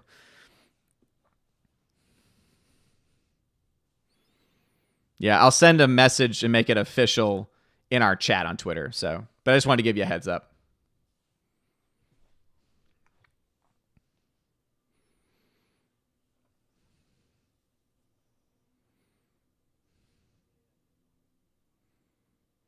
Dock of the Moon. Hyped for Valhalla. Yeah, I love those streams. Especially since it always reminds me why Tina should start her own channel.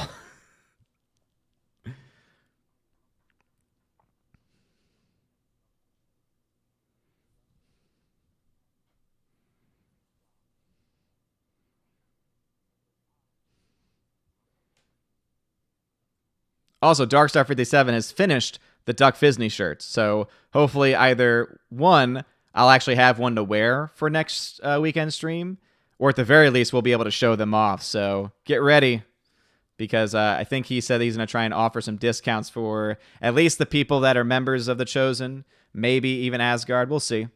But yeah, it's very exciting. It looks like a great shirt.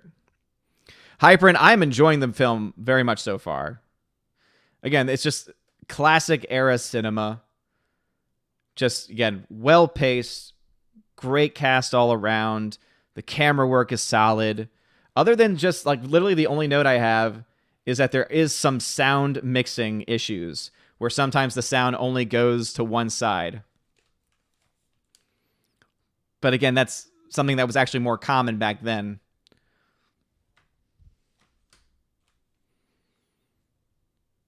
Are they making alcohol out of potatoes? Is that what's going on here? I mean, technically you can ferment almost anything.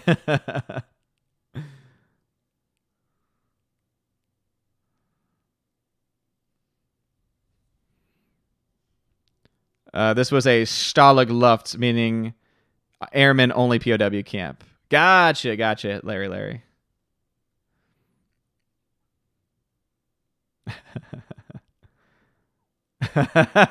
Some strong stuff, I imagine.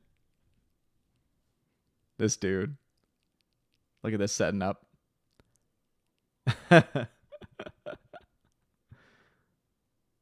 Again, great physical comedy. 1, 2, 3.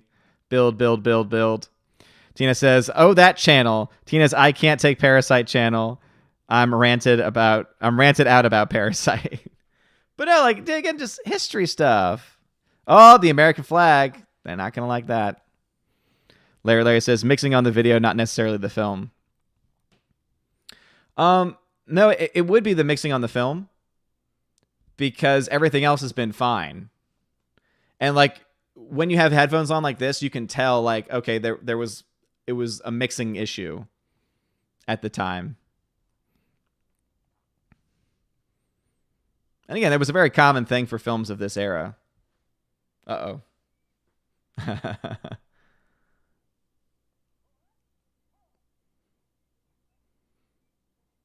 Uh-oh. This is also toxic because you got an American flag. Can't support the American flag anymore. It's the 4th of July. I wonder if the 4th of July will get canceled this year. That's actually going to be incredibly interesting to see what happens. Will the 4th of July get canceled?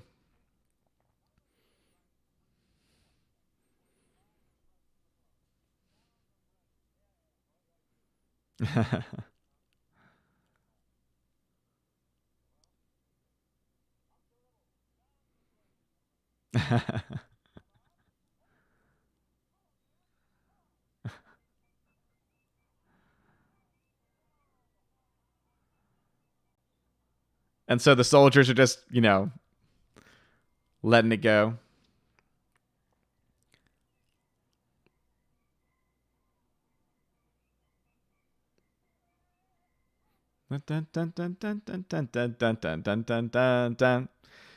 Geekimus Prime, good morning.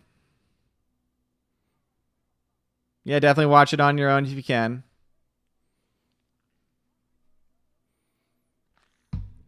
We've been enjoying it so far.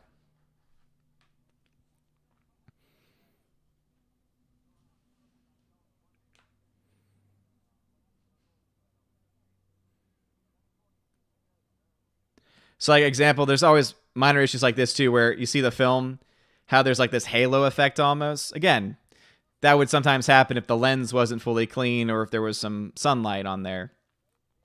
Again, they couldn't go in digitally and fix it all back then. It was whatever they had on film, and, I mean, they did wonders with film, but...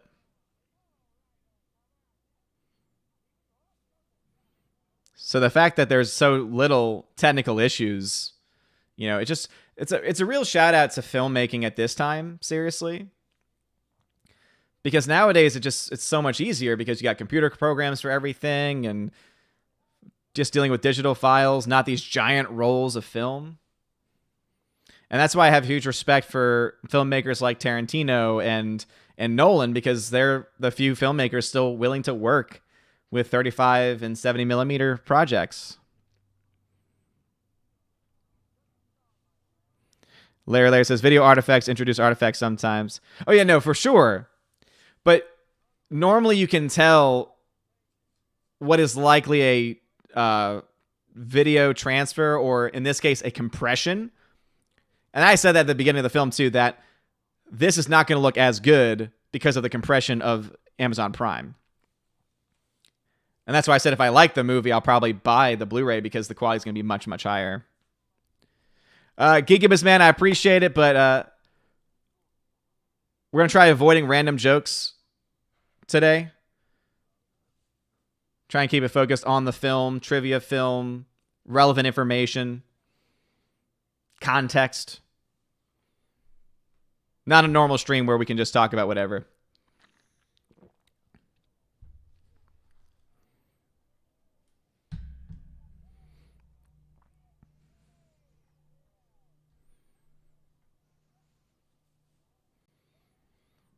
Larry, I see what you mean, man.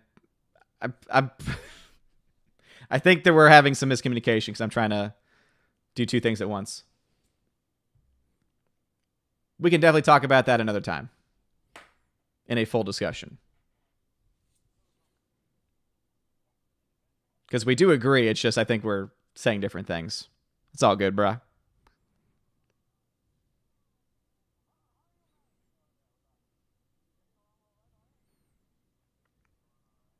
Much love, Larry. I appreciate the commentary, though.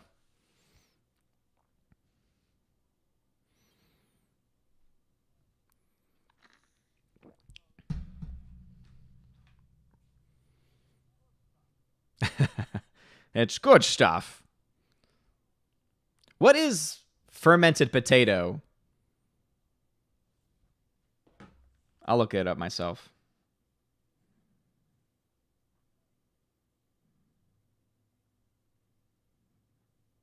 Fermented potatoes.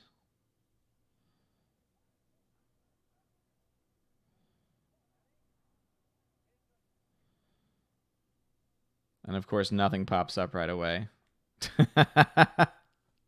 Exactly, Larry. Exactly. And we respect physical media, and I think that's also the common ground. Much love. Alice McCarthy, vodka. Thank you very much. I figured it had to be one of those. Uh-oh.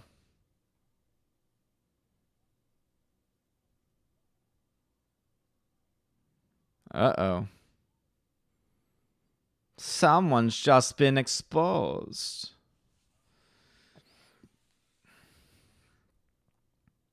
There's a reason why this movie's 3 hours long. It is not that easily to escape.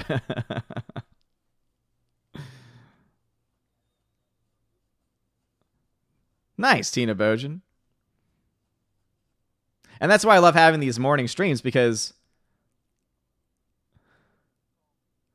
Tatom.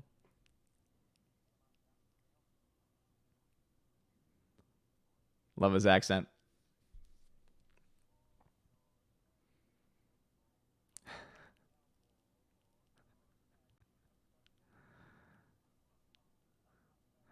There you go.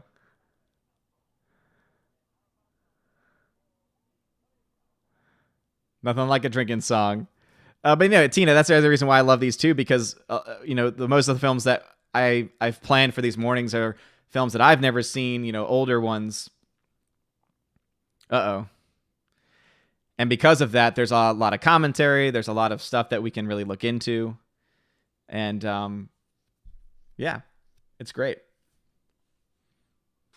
I look forward to these streams. I've actually even considered doing more of them, but I don't want to overdo it. Uh-oh. Uh-oh.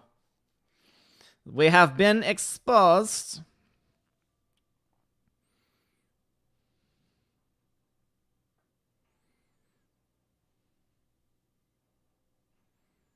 Uh-oh.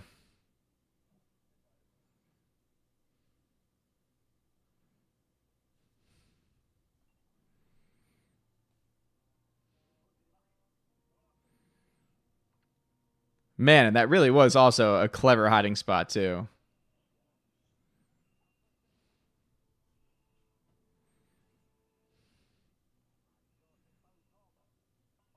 They found Tom.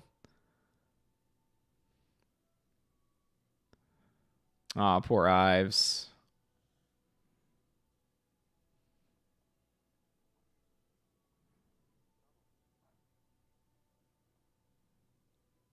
Oh no.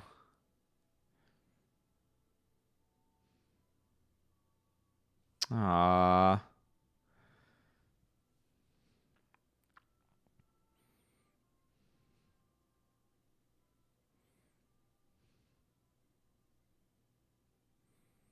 No, Ives, what you doing, man? Don't lose hope. Y'all still got all those brains there. Oh, no. Oh my god, that shot is so freaking good. The one where you can see him through the fence. Ouch.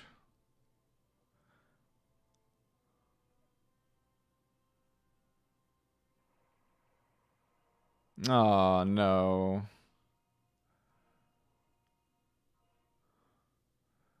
God, not Ives. Tina says the Scott soldier singing about the hat was Gordon Jackson from Upstairs Downstairs. He played Mr. Hudson. That's his best known part. Larry says it did not have an intermission in the film. Yeah, I feel like a lot of films, not all films that were like around 3 hours had intermission. It probably depended on the film too and the pacing and if it had a natural conclusion, like you had with a lot of other classics of the time. Larry was considered to have intermission here during making, but never did after his death. Yeah. This actually, to be honest, does seem like a good point where an intermission would make a lot of sense. And it is, yeah, it's about the halfway part of the movie, so.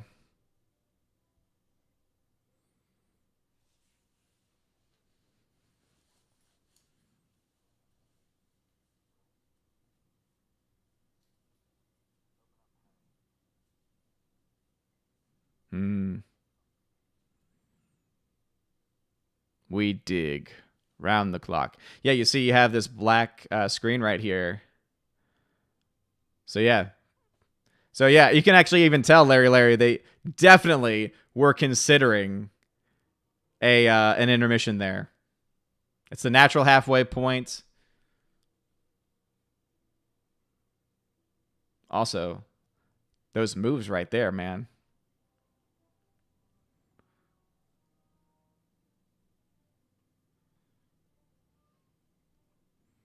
I thought they found the hole, though. I guess they were, from what I could tell, weren't they doing multiple holes just to just to be safe? I think that was the point.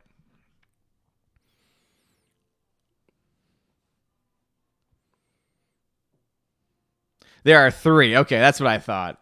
Yeah, that makes sense. They've got a few tunnels. Yeah, because I thought it was like these locations all look different. So, okay, yeah. That makes a lot of sense.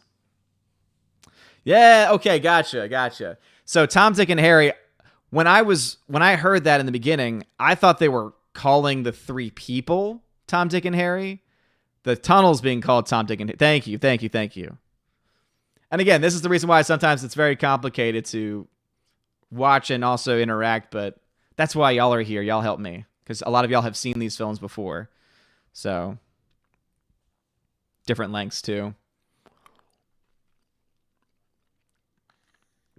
Cooler. Right.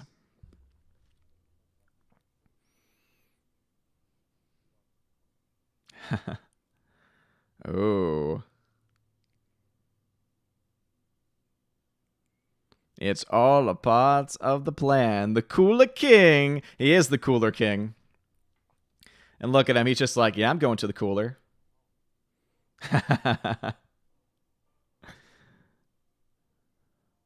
It's all part of the plan.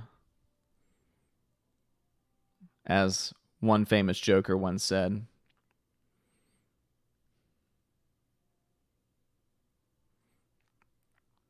Home sweet home. Oh, he's got the baseball glove.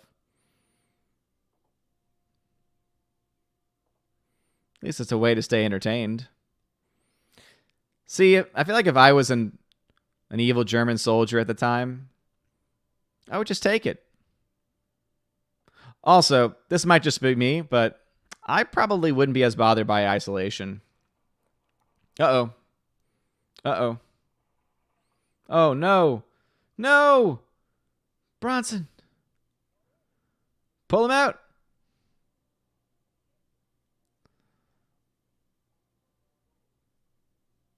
Also, I'm surprised that it hasn't shown yet on the outside of it, the work that they've done.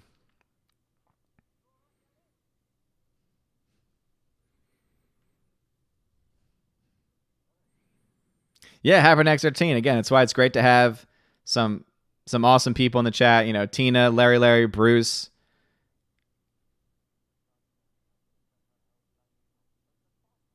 Very knowledgeable on film.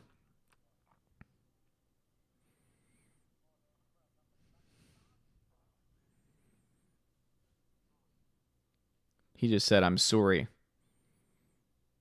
I bet he's sorry.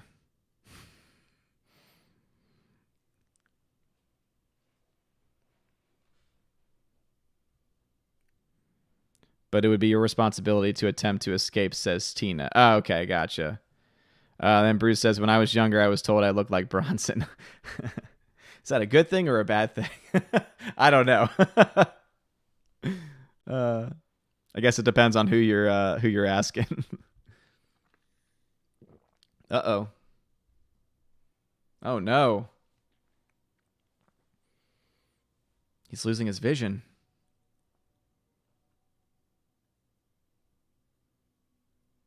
Oh, no. Is that something that can happen? Is that something that can happen randomly like that? I feel like that would be something that happened over time, but again, I wouldn't really know.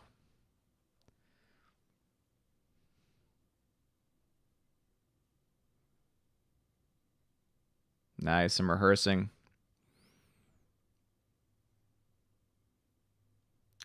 Hypern says you would hear heartwarming stories like Brits and Germans playing football, soccer during Christmas and World War One, only to kill each other. War is a sad thing. It is a sad thing. That's why I'm very much against it. I support our soldiers for sure, 100%. But if I had a choice, we would get out, stay home, build up defenses, yes, but stay home. Oh, man. Well, when one sense goes, the other senses build up, so good on him for being proactive with it. Larry Thunderstorm might lose power. Well, hopefully you don't, man. Bruce says his vision is going after drinking the moonshine. Oh, okay. I know that's an effect that it could have on some people.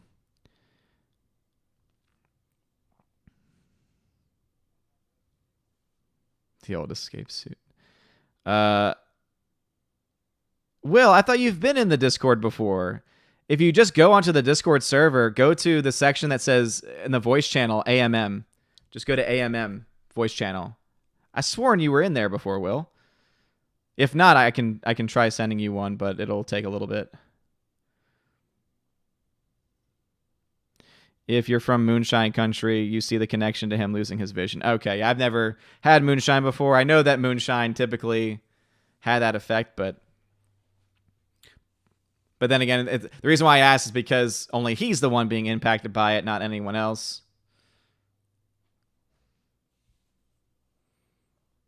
Oh, Bronson, what you doing, man?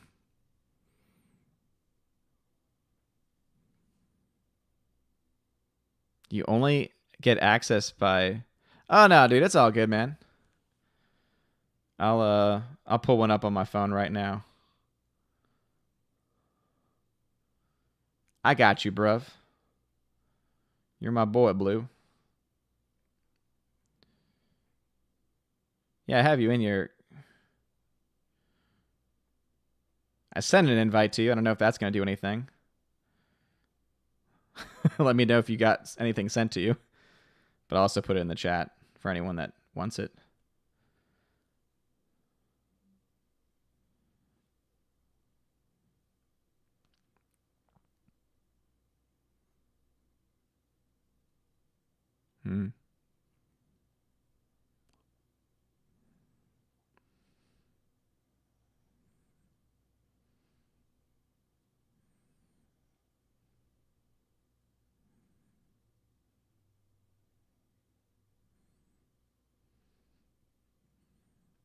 I need to sign into a different account. Hold on.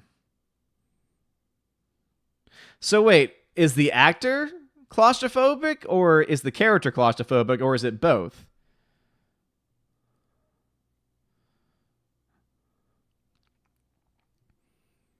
Because I thought someone had said it was the actor, but again, it could be both. It could theoretically be both. Let me make sure I don't lose the chat. All right, link is posting. Thank y'all for the likes, please. Please make sure you smash the like. Larry says both. Thank you, man, for the clarification. Appreciate it. All right, there's the Discord link.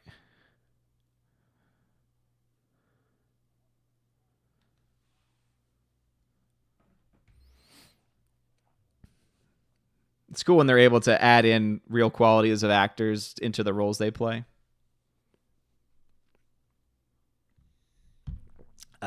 Here it is.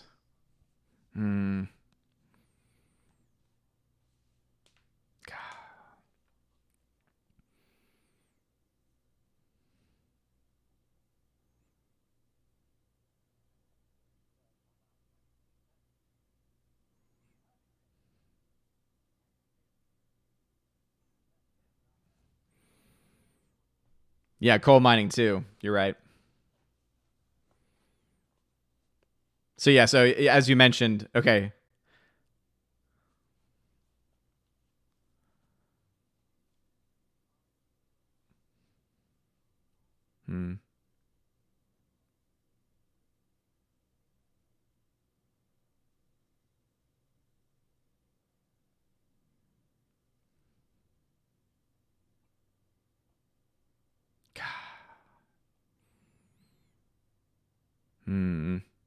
Yeah, Larry had mentioned before that Bronson had done coal mining before acting, and that's why he was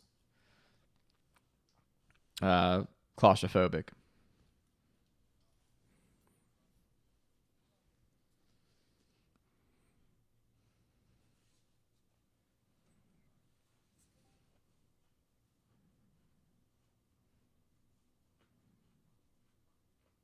I got you, Will Gentry.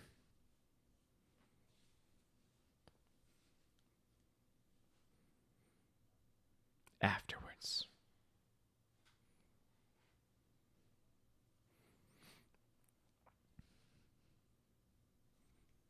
I love that expression. Good God, man.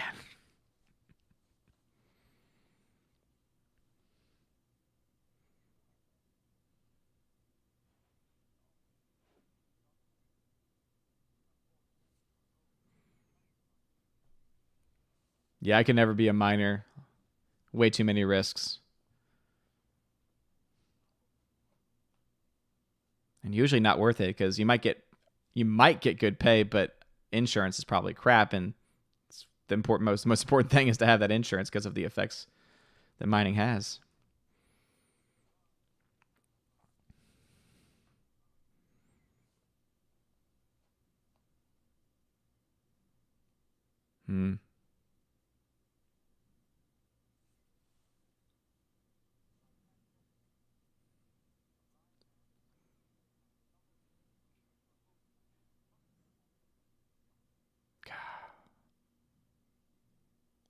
Poor guy.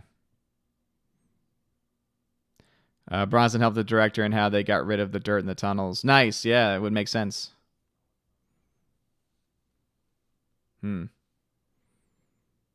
Nice. The subtleties of these performances are fantastic.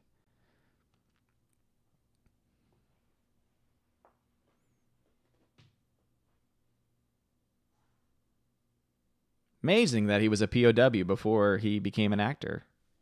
It's fascinating.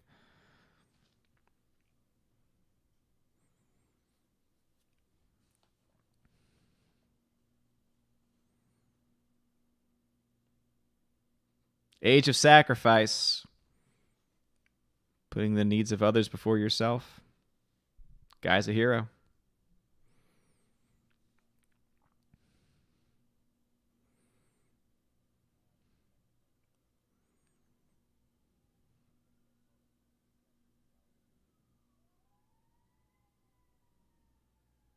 Yeah, well, I've been seeing that all over the place, man. All these companies are going woke, and it's awful. But we can't cancel them or boycott them all, because then it's like we got nothing else that we can use. Yeah, apparently they've been shutting down servers that have been critical of BLM, which is ridiculous, but no problem at all, Tina.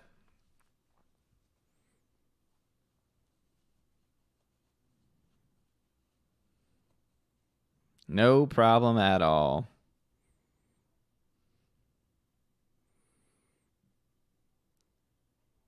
No one puts me in the cooler.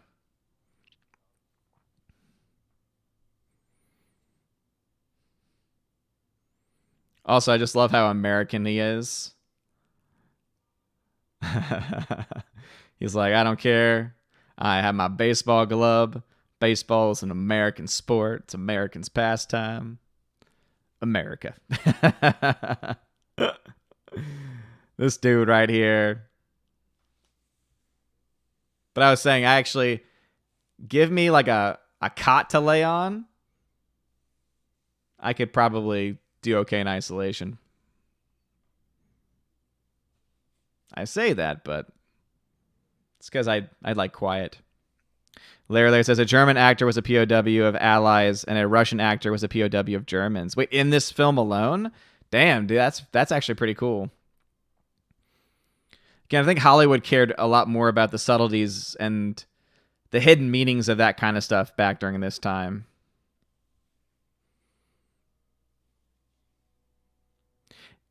And they also just didn't do it for the sake of doing it either, right? Because the guy that you pointed at earlier, right, the one who's just gone blind, you know, he's actually a good actor. Nowadays, there's a lot of films where they bring in the real people. You know, I think Clint Eastwood did that with a recent film, and it didn't turn out as well because they weren't actors. Just a very, very different time. I feel like everything just gets rushed so quickly now, and you can only imagine like the time they took to pre-production this and the actual filming itself, the editing and post-production process. Yeah, and Larry, that's another great point. Most men, actors or non-actors, were indeed veterans at this time. What was the percentage of all like American men that served in World War II? It was a lot.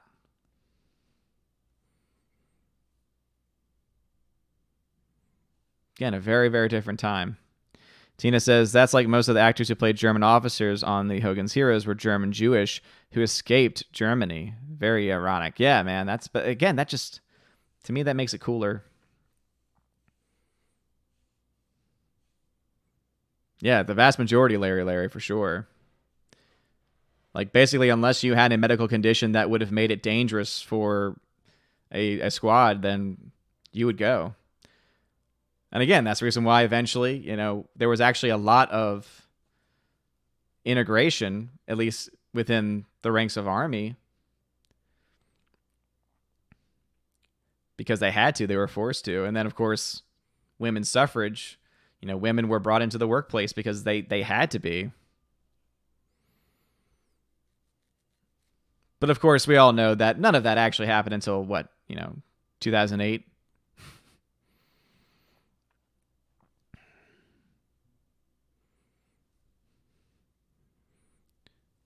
Great use of the building of tension as well.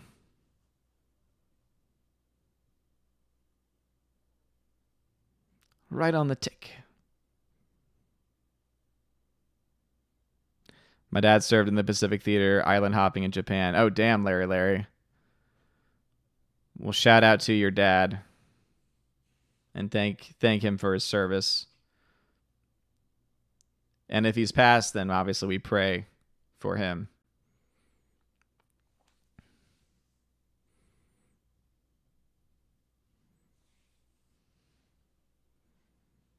Yeah, my grandfather was a Coast Guard during, was it Korean War?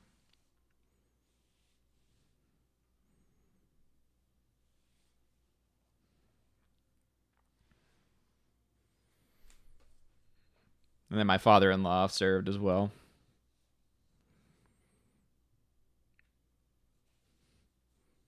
brother-in-law does firefighting, so I have a lot of people that serve in my family.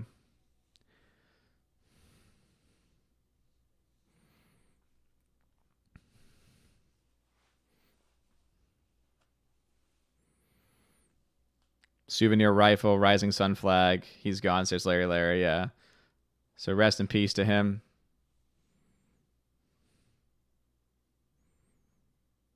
That's awesome that he brought back, so souvenirs that you can look to, and it's like a time capsule of the time period that they were in. Yeah. Because my grandfather did not take part during Vietnam, from what I can remember. It's actually pretty great.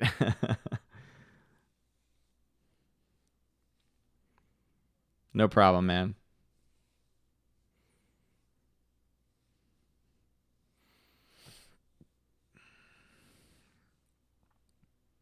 Oh, okay. So they're all connecting tunnels is the thing. Oh, Danny, don't ruin the plan, man.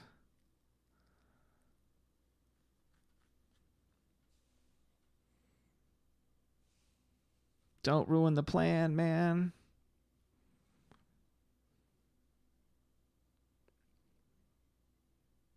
That makes a lot more sense that they're all connected.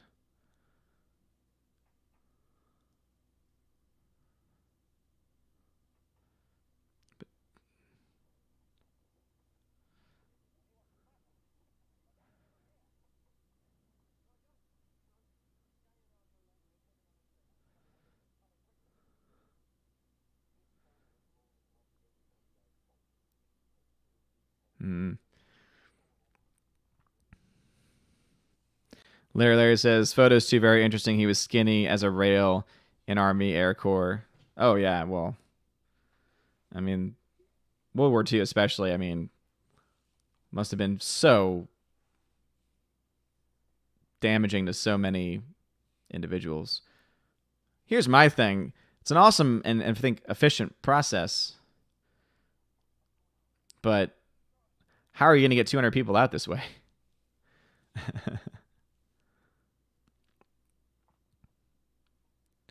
What are you doing, man?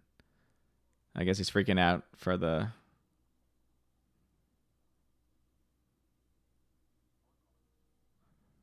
And again, Bronson would be able to connect saying this is how someone with this sense of fear of close spaces would react. With efficient effort is how it's true. The rail system is incredibly clever, for sure. But it's just like you can only do one at a time.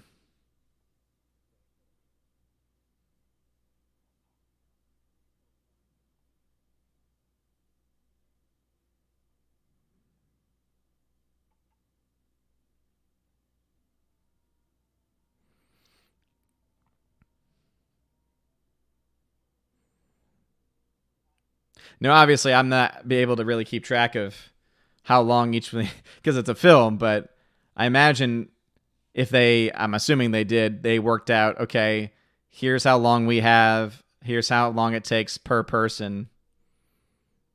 But it is definitely interesting. Hybrid says, my maternal grandparents' mom and her 4 siblings were almost caught by Pakistani soldiers to be sent to camps during the Bangladesh Liberation War. Thank God that didn't happen yet. Thank God for that. Where did they get the rails, Larry said? That's a good question. They were able to find wood, so I imagine... Yeah, I didn't see what the rails were made out of, because if they were made out of wood, then they could have, do some craftsmanship to curve it out. There we go. Ooh, that's so close. Oh, that's so close. I would have gone a little bit further out to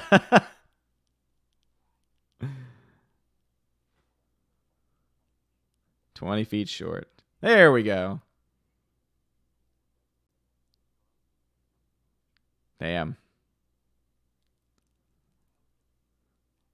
Okay, I'm glad that they took care of that. Tina says, "Are the rails made of the slats from the beds?" Could be. Yeah, I didn't get a very good look at the rails themselves, but yeah, this is the famous image though that's on the Criterion Collection Blu-ray.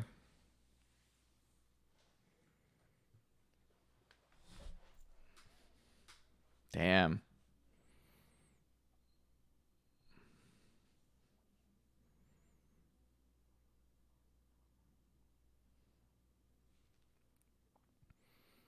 Hmm.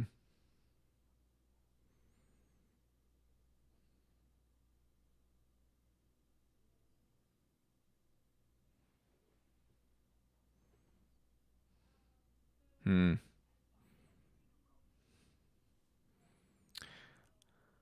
The way, okay, so looking at the rails, the way they are shaped, it, it.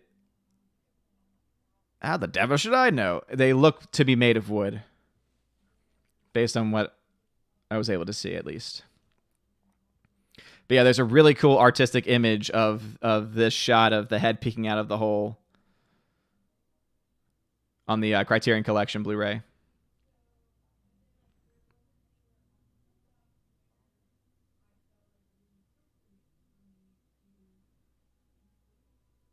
Hmm.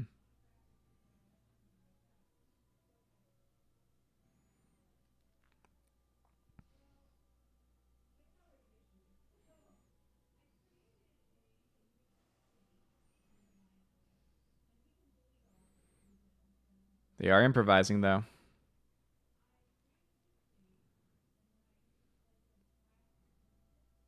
This definitely will put the wrench in things, that's for sure. Yeah, exactly. Again, very clever to with all the different movements.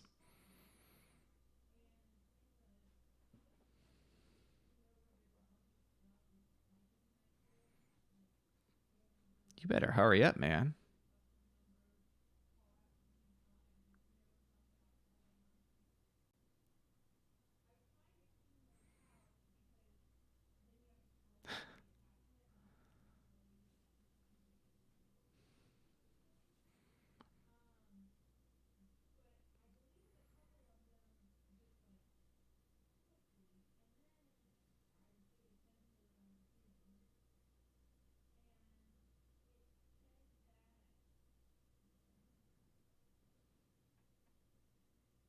But then that sounds like metal on metal. See how it's so hard to tell because the wheels are made out of wood. I don't know.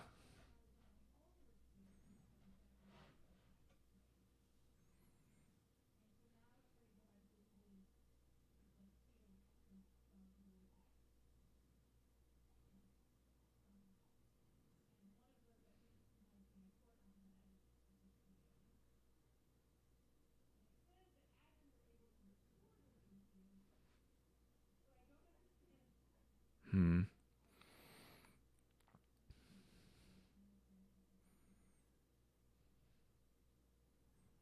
Claustrophobia is going to have that impact, though. Yeah, exactly. When you have this much time going, obviously there's got to be something. And the fact that someone mentioned that there's a sequel, obviously there's some indication that something is going to happen. Yeah, it could all be wood.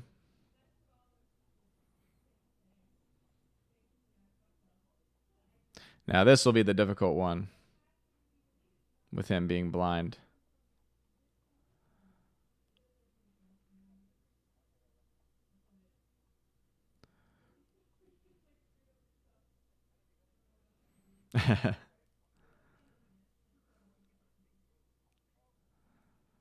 Oh, boy.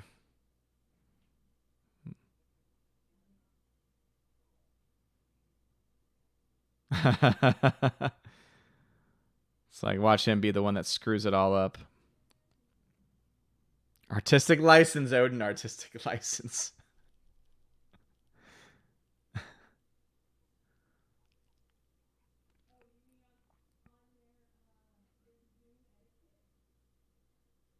Hmm.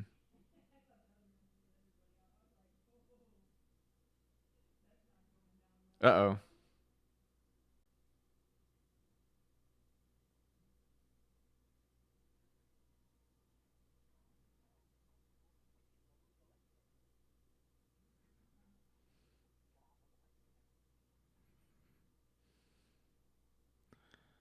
Damn. Didn't see that one coming. Oh no. Oh no. Oh no. Of course it would happen to him. Though it is a perfect time for them to escape.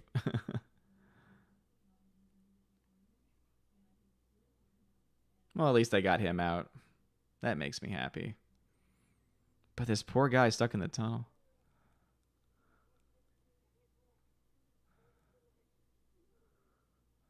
Oh my goodness.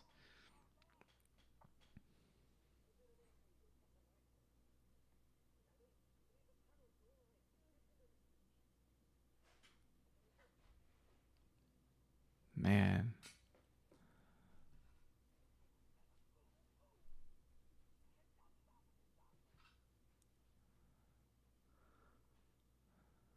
Just don't set it all on fire. It's all made out of wood. That would not be good.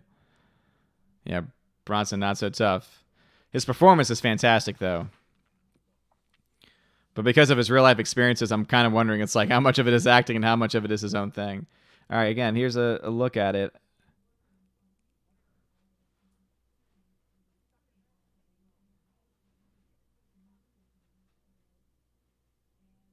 Man, oh man.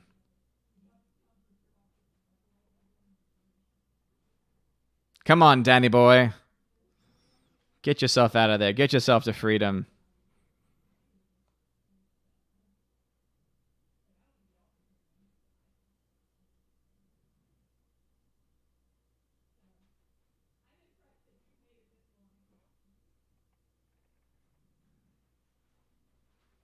Uh oh.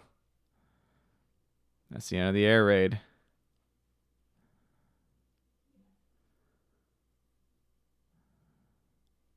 Uh oh.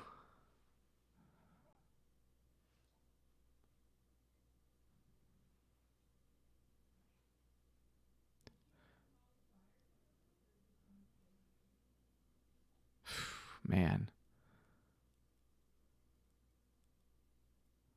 Damn, son. Talk about building tension, though.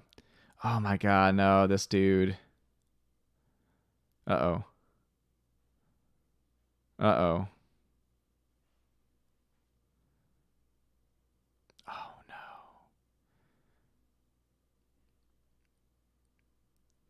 He had to get the freaking big suitcase. He's gonna ruin it all.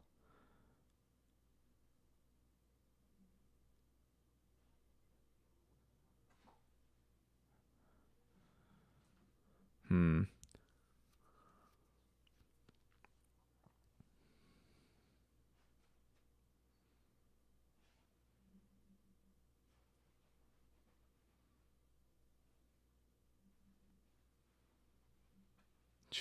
Man.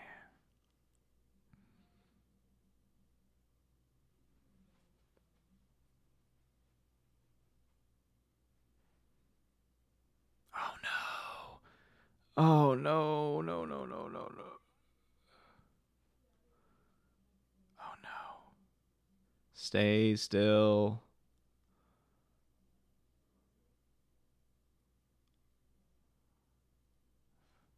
Oh man.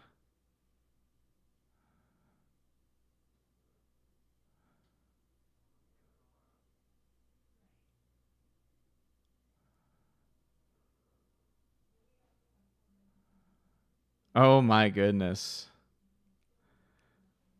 Whew. Yeah, the pacing of this film is fantastic.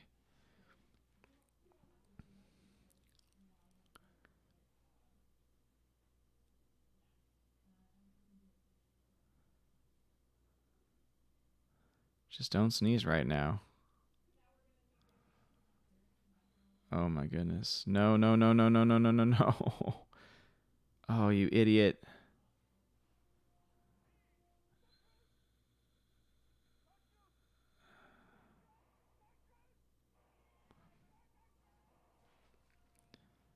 Oh, no.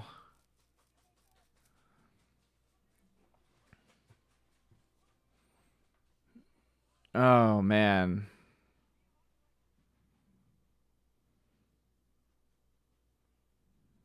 All it takes is one guy tripping.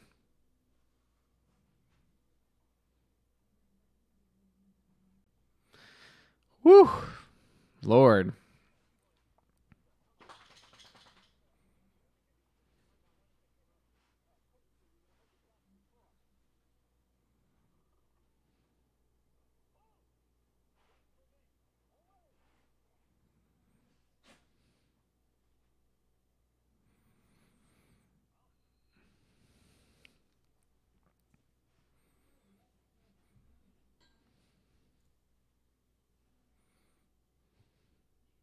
Yes, indeed. That was Willow. She had woken up.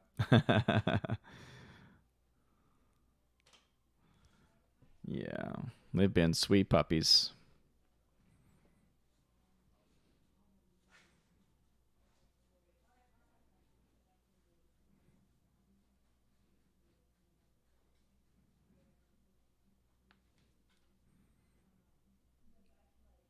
See how much. Oh, yeah, we still got 45 minutes left.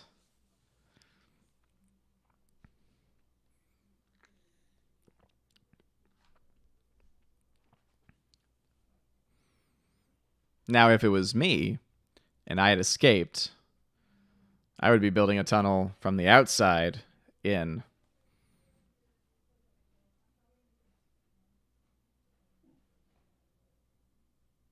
Hmm.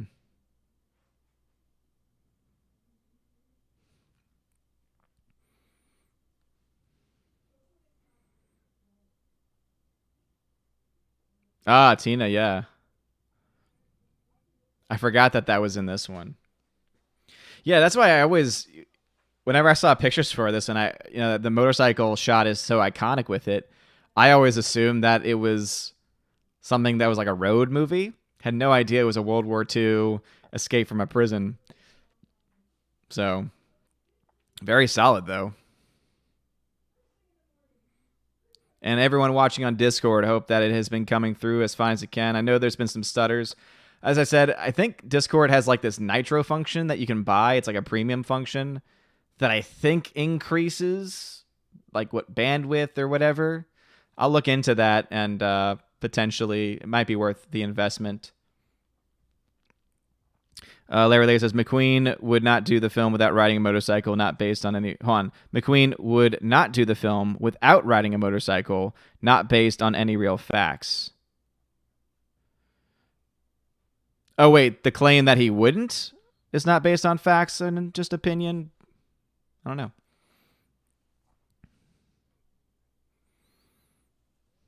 Might need some clarification on that point. Basically, I'm assuming you mean that it's speculative whether he said he wouldn't do the film without it and that we don't have proof, is what I'm imagining you mean. Neustadt.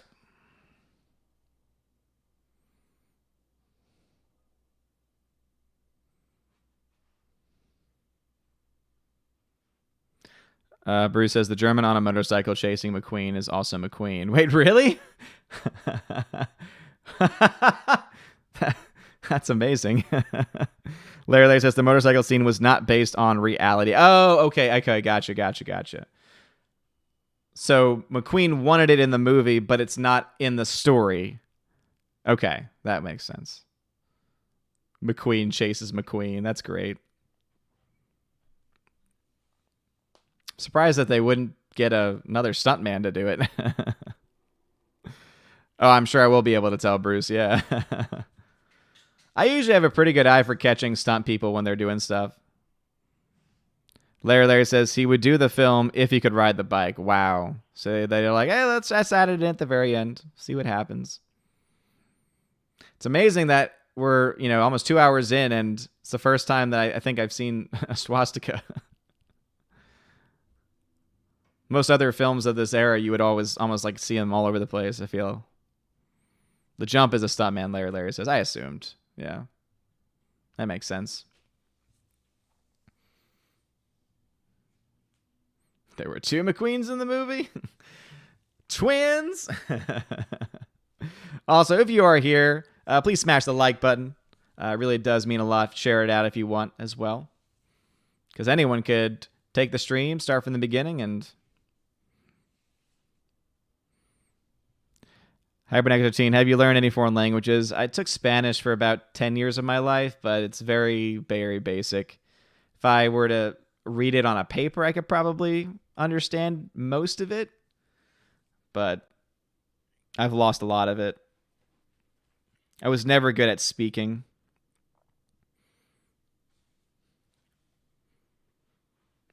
At least like holding a conversation or being able to understand it while listening to it. Basically, you need to live in a culture that speaks the language in order to really learn it. And I never had a chance to do that. A brown shirt, yeah.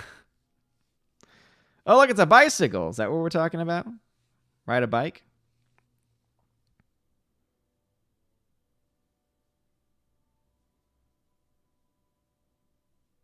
But yeah, you see how there's like almost like this halo effect?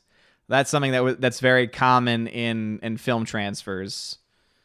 So not compression, not, anything like that, but just in standard films, even if you're watching them on like Blu-ray or 4K, unless they of course have, done some noise reduction or some color correction, usually you'll have scenes like that. Like as you can see, like not as much in this shot as it was in another one. Tina says, I have 2 years to learn modern Greek before my cruise. I'm starting to dream in Greek, but speaking is still iffy. Oh, well, there's a motorcycle. There it is. Ladies and gents, there it is. The infamous shot. Soon to happen. Oh, Bronson out in the open air with a boat.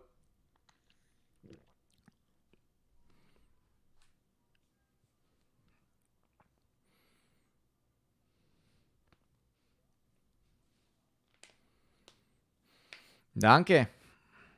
I understand that at least. Guten Tag. I also know Fußball spielen. Fußball spielen. Die Lampe. Die Lampe.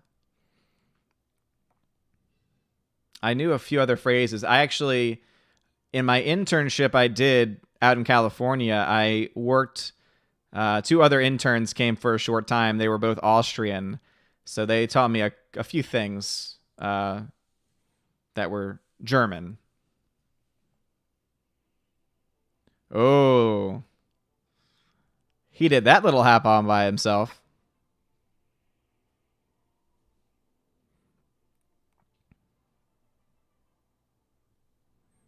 Yeah, I can count in Spanish to a high amount, because once you get to a point where you're just saying what the number is, y something. 21, 22, 23, 24, 25, 26, 27,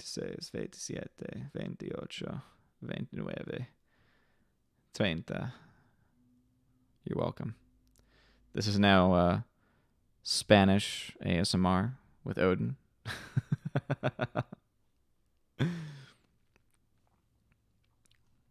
German Odin is the best Odin. I saw that. Oh, man. Smoking inside. That's one thing I am actually very happy that they've banned, because if you want to smoke, hey, I think it's silly, I don't think you should, that's on you. But if your smoke is going to impact other people, nah, not good. Not cool.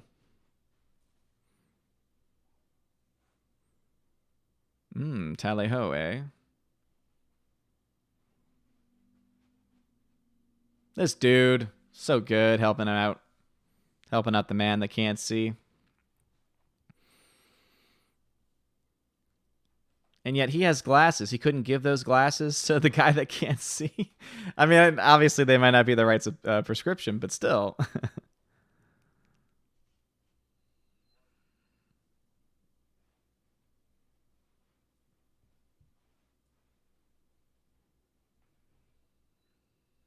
Oh, very nice.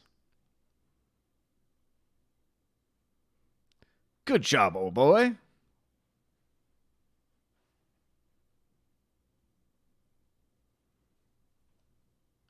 I think he's completely blind, so it wouldn't help. Well, I thought he said he could see up here, so he's nearsighted.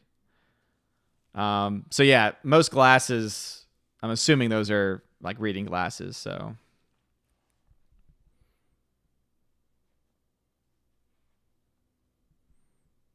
All right, working out so far. Surprising that they bought his German.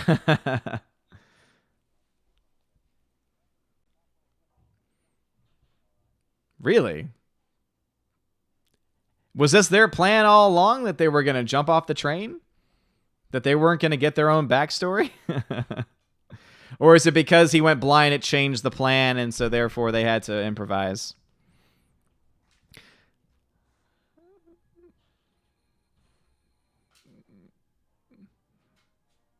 That looked like a fun stunt. I like to do a stunt like that. Larry says 76 escaped in 1944 and did not get caught. Nice. Nice. Couldn't speak German. Yeah, that makes sense. Well, the others were French. So, figured at least they would have a backstory.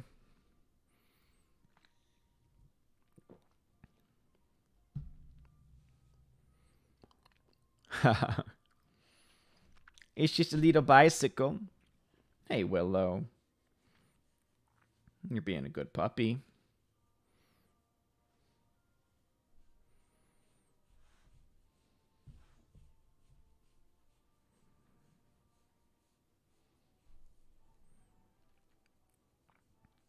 Ah, there it is.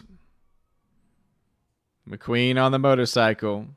Larry says 73. 73 of them were caught. Gotcha. Hybrid says they do their own stunts, unlike Plankwood. You know who? Well, to be honest, I don't think those two actors did that stunt completely. Just gonna be honest, but a lot more actors did a lot of their own stunts at this time in Hollywood. You still had, I mean, stuntmen and women have been around for a long time. So, but yeah, the stunts that, you know, some actors choose not to do, it's like, really? Dedicate to your role. Bruce says, the scenery reminds me of when I was stationed there. Oh, nice. I didn't know you were stationed in Germany. Thank you for your service, man. You know me, man. I get 1,000 different things every day, so I forget various things all the time. Dean approved, dude. Thank you so much for that $2 super chat. I appreciate that. Hello to you. It means a lot. Larry says 2/3 of them were executed on Hitler's orders. That makes some sense. Definitely makes some sense. Oh yeah, the scenery is beautiful.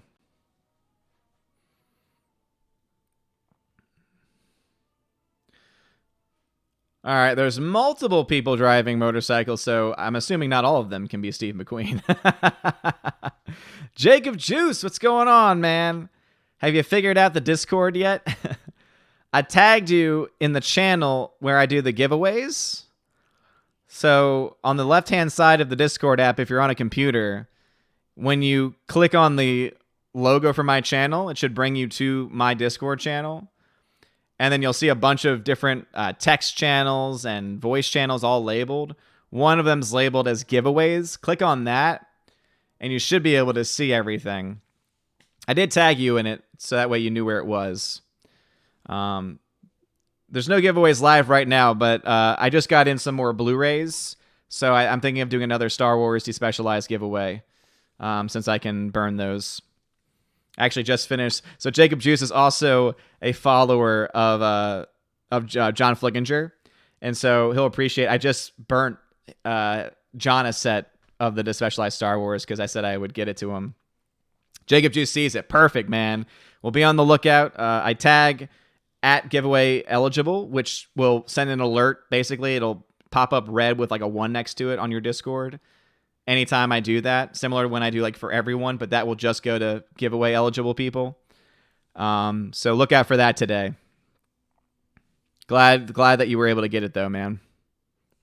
And thank you for being a patron supporter. And also, I swear we're John and I will be doing a podcast. I'm hoping we do it this week. We did an entire shoot we did an entire shoot the other day actually on Saturday, and it was a lot of fun with family video. So my vlog's already up. His video will be up in about a week, and then he's got a vlog that will be up too. It was a lot of fun, but I swear we'll get our podcast episode out soon. His schedule is just so terrible. He's a busy man in the first place. He's obviously in the process of moving now too, but also his sleep schedule's terrible. He's a night owl. He's nocturnal. Zachariah 315, what's going on, man? Larry says the real camp was liberated by Russians in January 45. Larry then says the bike is a Triumph, British disguise as a BMW. Interesting. Jacob Juice says Discord is something Holland hasn't figured out yet. That's all good, man. There are a lot of things I'm still trying to figure out about Discord as well. But anyway, every 9 a.m. Eastern time on Mondays and Wednesdays, we watch a movie together. So the clock that's where we are in the movie. But also I do stream it through Discord, so that way y'all can watch it with me.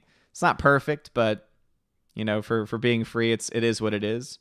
But as long as you just click on the voice channel where I'm live, you should be able to see the movie. And if it's multiple windows of different people, just click on mine or double click on mine, and then it should just show you the movie. Oh, no. Oh, no. Oh, no.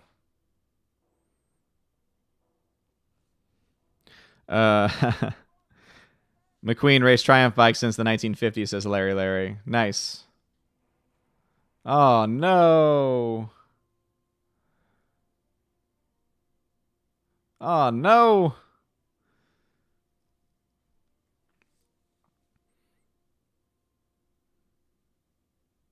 All right, that death could have been a little bit better. That actually kind of reminded me of the Dark Knight Rises death of Talia al Ghul. But again, really, there's only been a couple issues technically with the film. Subjectively, I'm enjoying the hell out of it. I think it's very well done, very well paced, very well put together.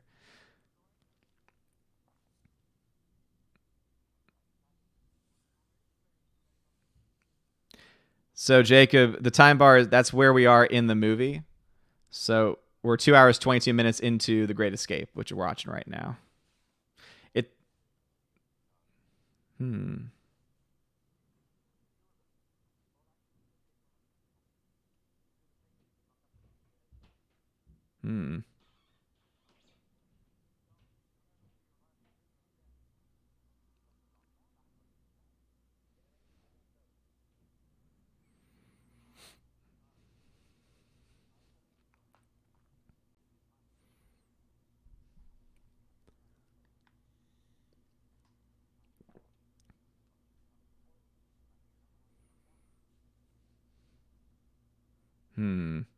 So this is kind of going into what Larry was saying about how a lot of them were caught after. Still a great escape, though.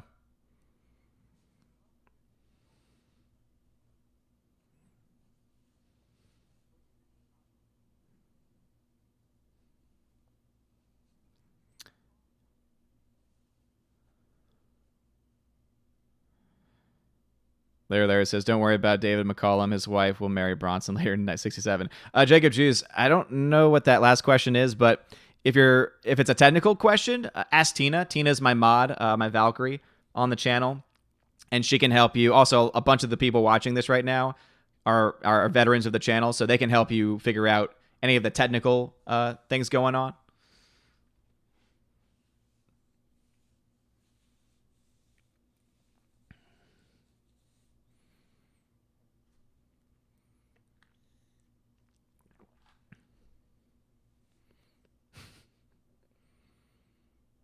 Mm.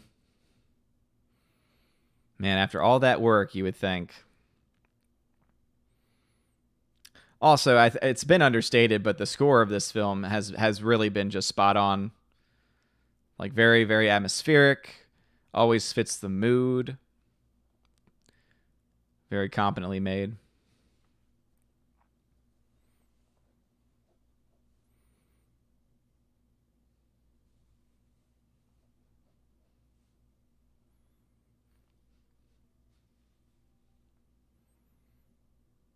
It would be interesting though to me, and again, don't spoil it if you already know the answer. But if if the two guys, one of which is blind, are the ones that end up being able to escape.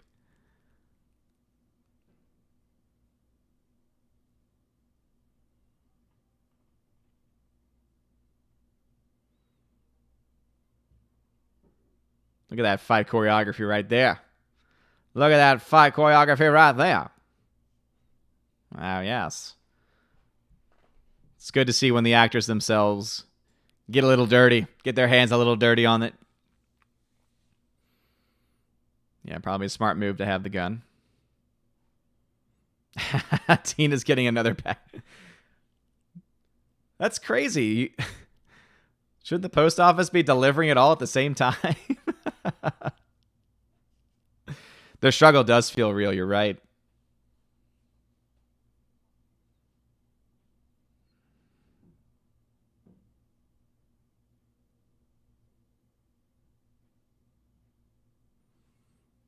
I appreciate their attention to detail with this too. Again, it helps build tension. It also keeps it very realistic. Definitely an epic of its era for sure.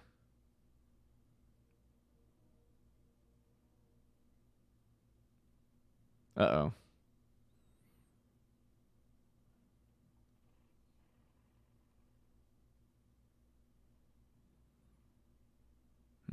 Gotta crank the engine. Yeah, that's back in the day, man. That is legit. Yeah, Jacob Juice, this is not a Q&A, not a typical Q&A. This is a movie watch party.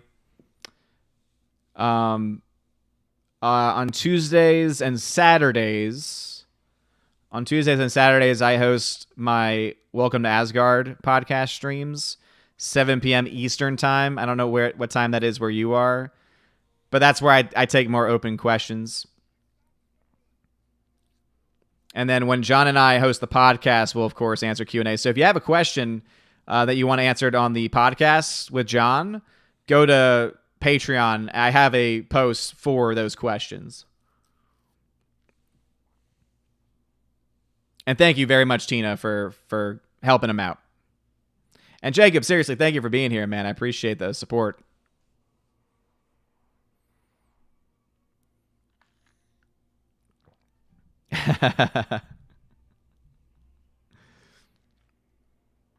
Yeah, when I'm not watching a movie, I love answering questions. All right. So here's McQueen. So even if it is not the one that does the jump, he's still doing a lot of the driving himself. So that's still very impressive. All right. So now it's going to be McQueen versus McQueen. Gotcha.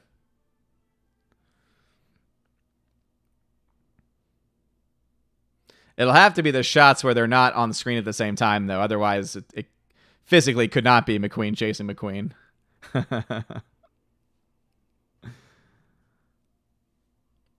And so this is not what's in the book. And not what happened with the chase.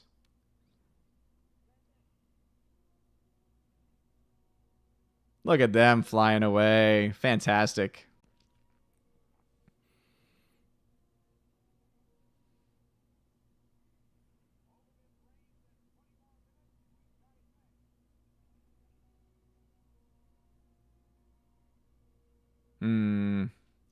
It all seems a little too fairy tale for me. Also, not to mention, they say they got it made, but they're also the ones driving a German plane. Oh, no, they're out of gas. Oh, no.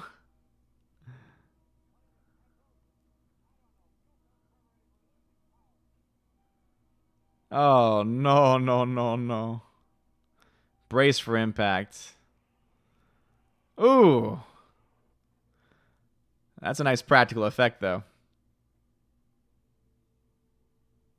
And those are the actors that are actually right next to that fire, man. And that fire would be really hot because they'd be having to use, gasoline to keep it up.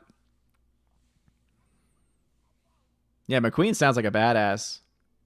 You can't tell a blind man to run. He doesn't know where he's going. Oh, no.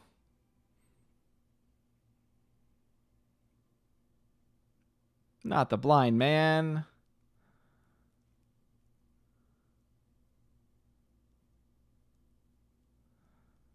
Oh, not the sniper. Oh, no. Oh, that's just sad.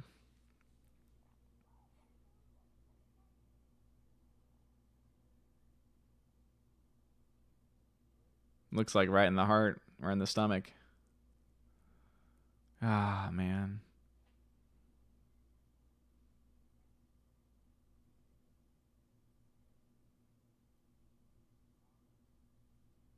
Oh. See, that's a much more realistic and better death. Again, very impressive performance from that guy for having been a real life POW before acting. Rest in peace, Norman. Also, of course, you had that very typical, very fake looking blood on the head, but that's, of course, of its time, so. You're right. One would argue he escaped by dying based on what, a lot of things that would have happened to people that were prisoners.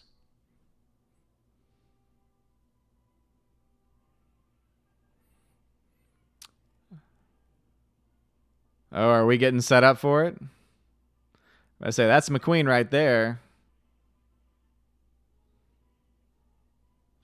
Very impressive. Oh, here it is.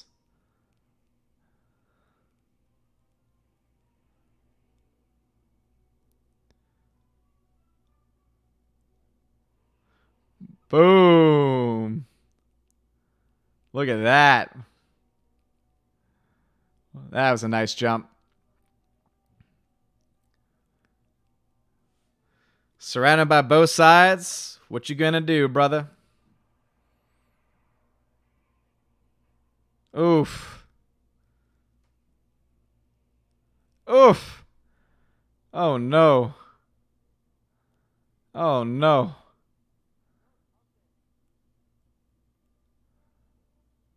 Oh, here we go. Here we go. Have a good one, Jacob Juice. Thanks for stopping by. I think I see where this is going. Ouch, though.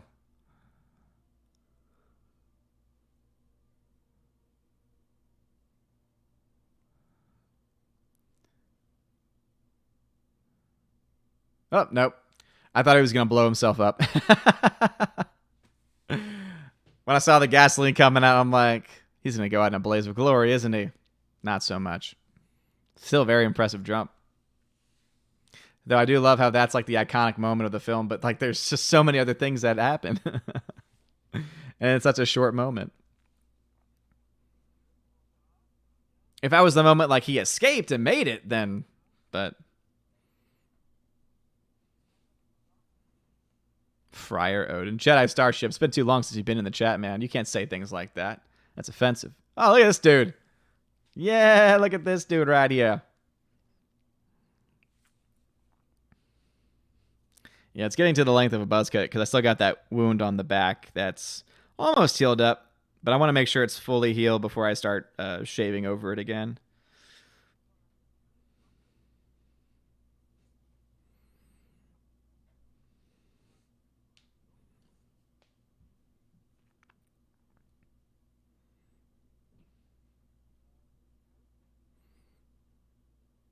Oh, monsieur.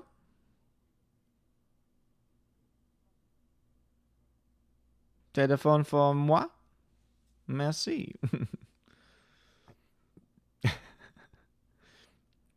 Let me now speak in English. Oh no.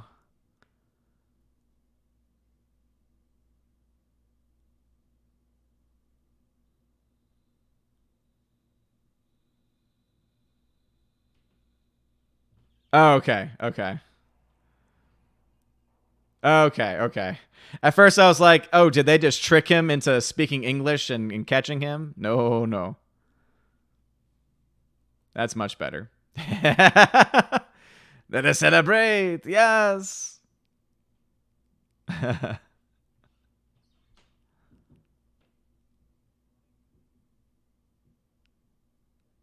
Australian.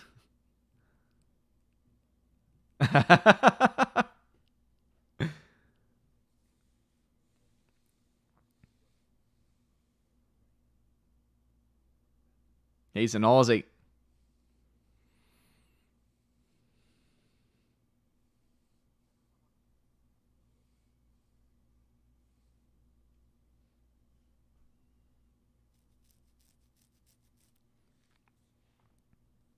Also, if I had to be critical, I would say that the film might just be a hair long because now it's like every time it transitions, it's like, hmm.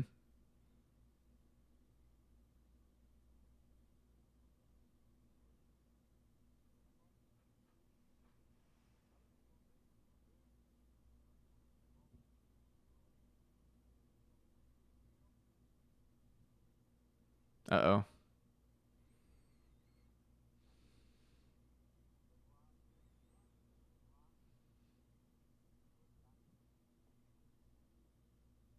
Oh, no. Really?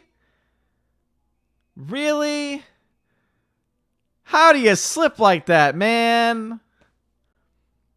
Come on. Only 3 out of the 76 made it? Damn. Wow.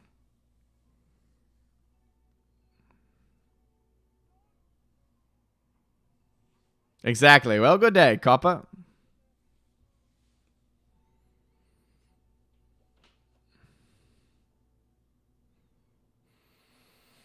Oh, for saying good luck. Or thank you, rather.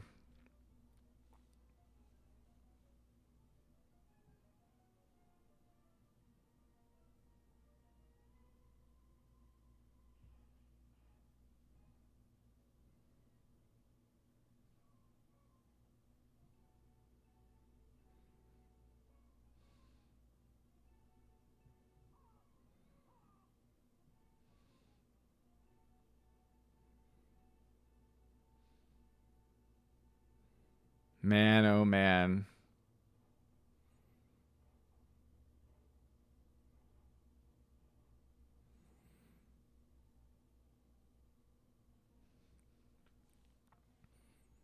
Oh, he's running on the rooftops now. A lot of barbed wire. Not a good time to live in this part of in this in this part of the country. So much barbed wire everywhere. It's a very intense film and I love it. Man.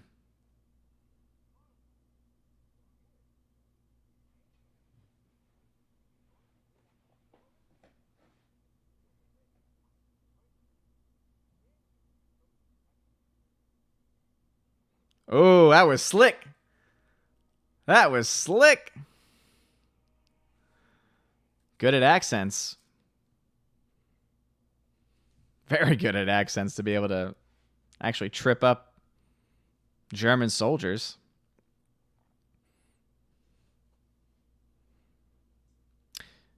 This film, I think, has it's again, it's a 3-hour film, so it is a lot of exposition, a lot of setup, a lot of dialogue, but there's some good action. I haven't been bored by it, so for me, it's just been the end. I think now it's starting to like kind of reach the end.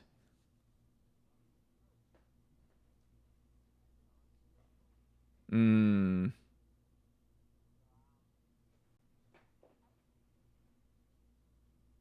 damn. Oh, I thought he had gotten away.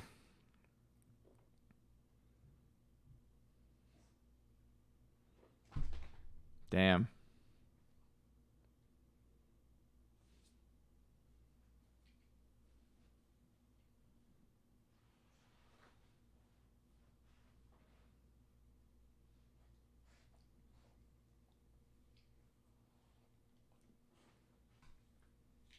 Because now both my puppies want the attention. They're like, we've been sleeping for too long. Man, oh man.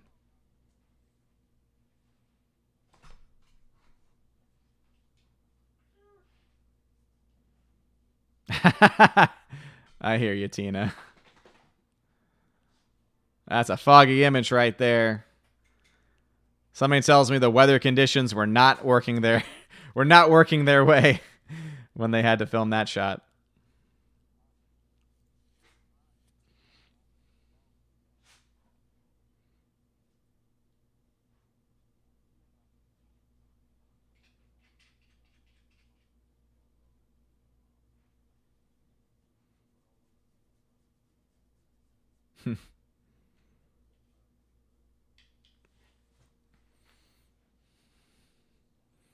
Jedi Starship says, "Did you see Escape from L.A.?" No, I don't think I've seen Escape from New York either. Maybe we did watch it last summer. I can't remember. I honestly can't remember.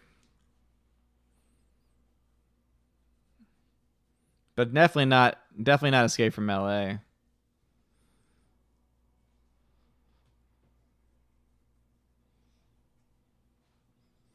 Yeah, to be honest, I don't remember a lot from Escape from New York, to be honest. Yeah, if we did, I don't remember.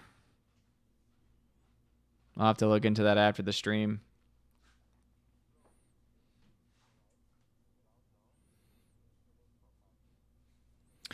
So this happened. Gotcha. Gotcha.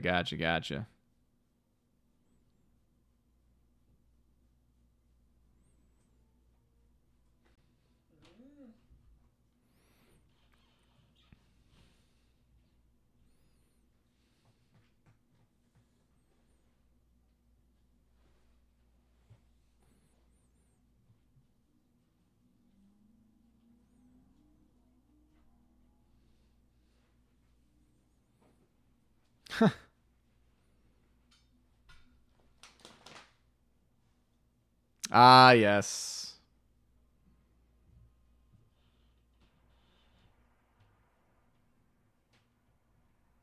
Ooh, that shot right there. Very powerful.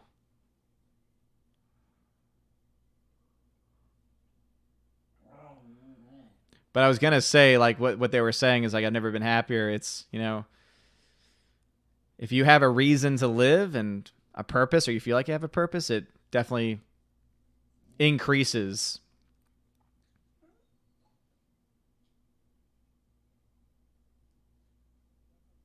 level of happiness.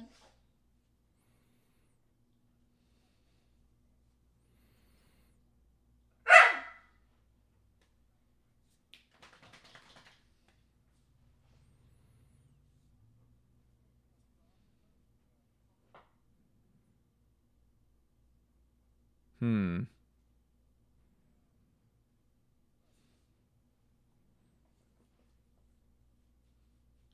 Mm-mm-mm.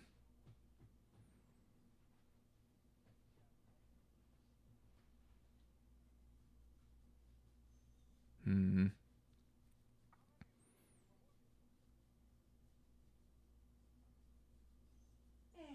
Wow.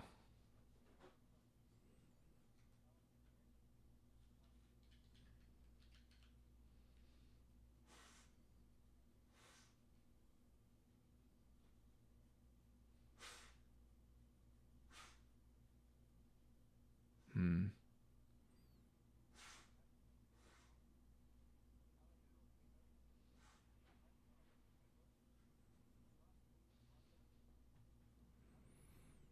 All right, Jedi Starship says we did watch Escape. Just don't remember it. I'm sure if I look through some pictures and stuff, I'll remember. Oh, damn, dude.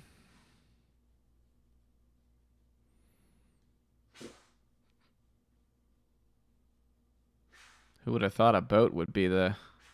Tina says, when I heard him say that line when I was a kid and saw this movie for the first time, it got me so much. Way too many unsung heroes. Yeah, that's very true.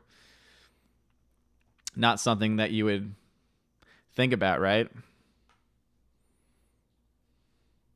Think about how many people died and we don't remember them. We don't honor them. That's why I love films like this that tell stories that happened and are inspired by true stories.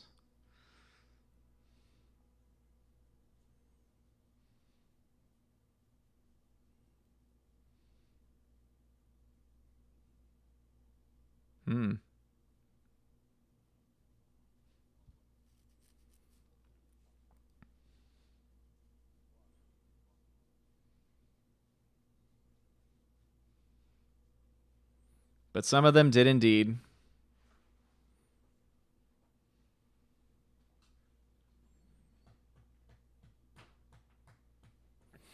I don't think we did watch Escape from LA. As River's now trying to get attention. Mwah.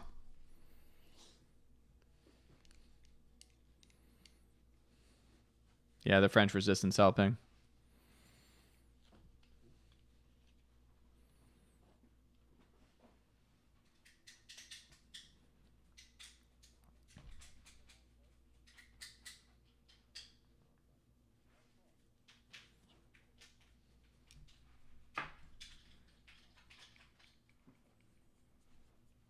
Yeah.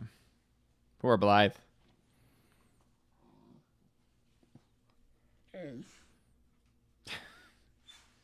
You are ridiculous. Yeah, Big Suitcase survived. God.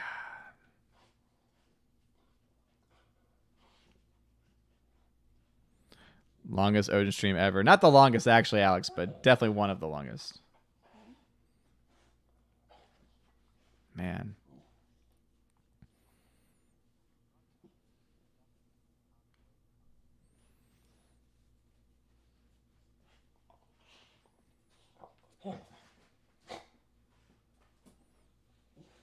Was it worth the price?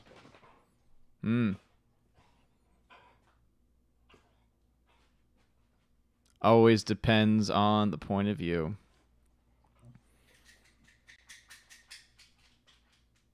Yes, indeed, Tina. It definitely was worth it. Fantastic movie.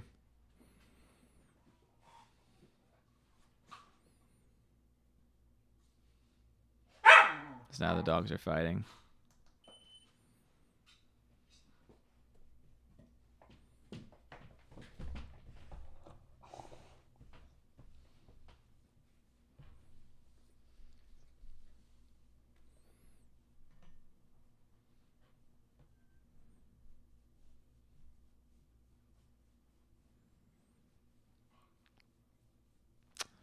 And there's Stevie. Stevie McQueen.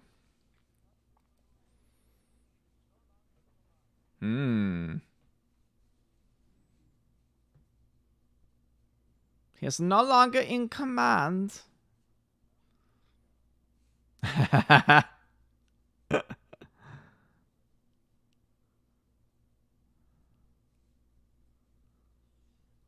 Damn.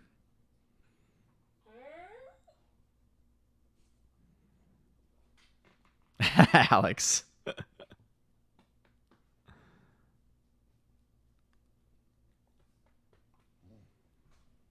Hounds have a very validated opinion on this movie. They certainly do.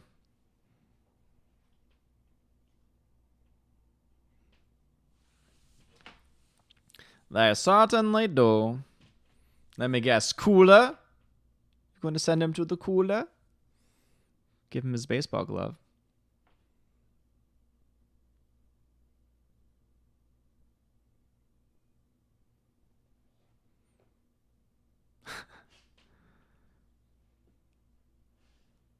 Why is he smiling?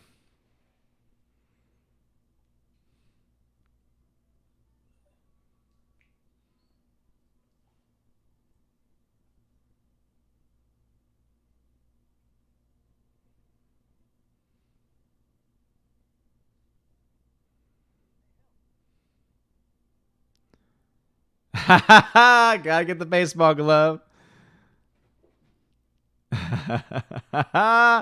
Oh. He is the cooler king indeed.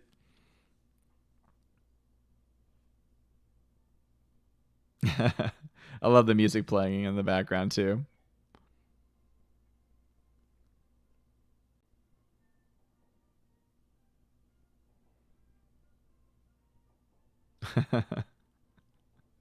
That's a great shot. This picture is dedicated to the 50. Nice. Definitely a great theme.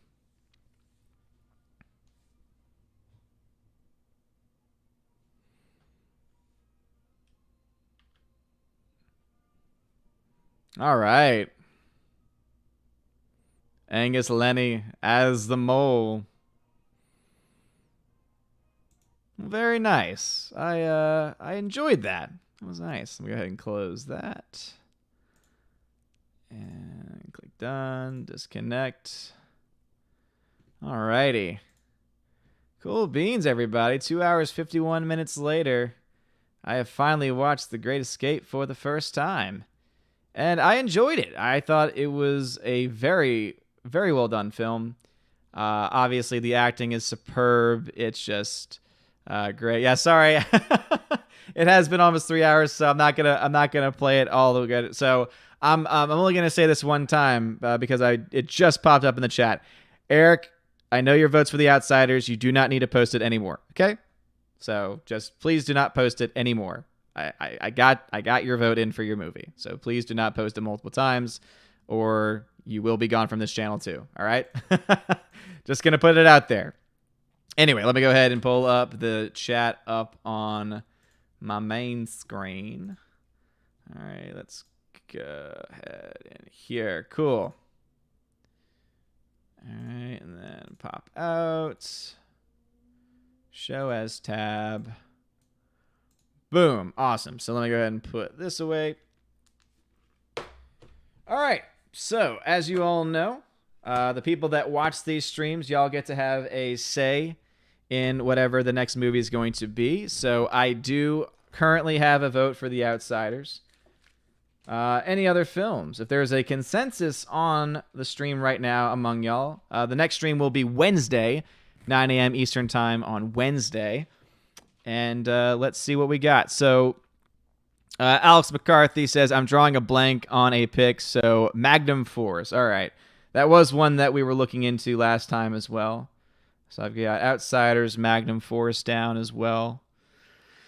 Tina says Patton with a smile. I'm assuming that's a serious one. Try and choose one film, though. Try and choose one film. Larry. Trying to get it both ways. But someone else did put Kelly's Heroes. Alrighty. All right, cool. So, Eric, final warning. Eric, final warning. I'm talking to you, Eric J.R. Maldonado Herrera. Final warning. You do not need to put The Outsiders anymore, okay? That's the second time you've done it. You don't need to do it again. So please don't. I trust me. We all know how much you want to watch that. All right. Whew. All right. Alex Picard says, I figure Odin needs to see the Dirty Harry saga. All right. So I'm going to go ahead and just put a cap. So right now, the movie choices are Outsiders, Magnum Force, Patton, or Kelly's Heroes. Those are going to be the choices. All right. So is there going to be a general consensus, or do I have to put this to a vote onto Twitter? So go ahead and Pretty much, yeah, Bruce. So I already got one for Outsiders. All right, so I got your vote for Outsiders. Let me just see what we got going on. So I got one for Kelly's Heroes. Tina votes for Patton. Larry votes for Kelly's Heroes. And again, if it's close, that's not a consensus, and so then it'll go to Twitter. So again, I got 2 right now for Kelly's Heroes, 1 for Patton. I got 1 for the Outsiders. Let's see, Jedi Starship. I got you for Kelly's Heroes as well. Let's see. Also, here's the big question. Is Kelly's Heroes available on any streaming platform? Because if it's not available on a streaming platform, then we can't watch it. So, Alex McCarthy will go with Kelly's Heroes as well. Gotcha. All right, so it looks like there is a consensus there. Patton from GMonkey76. Yes, Tina's going to check the streaming platforms. Yeah, Will Gentry. Hypern says, my brother just stream it on Go Movies. Nah. It's already enough that I'm doing it through Discord. Tina's checking the platforms right now. So right now, 4 for Kelly's Heroes, 2 for Patton, and 1 for the Outsiders. So right now there is a consensus for Kelly's Heroes. So the only thing that will keep us from watching it is if it is not available via a streaming platform. And Tina is currently doing the research on that. Tina says Kelly's Heroes is on Prime, but you have to pay for the rental for such an older movie. Got it. Gotcha.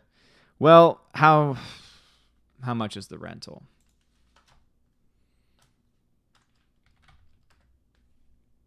Let's see. Kelly's Heroes.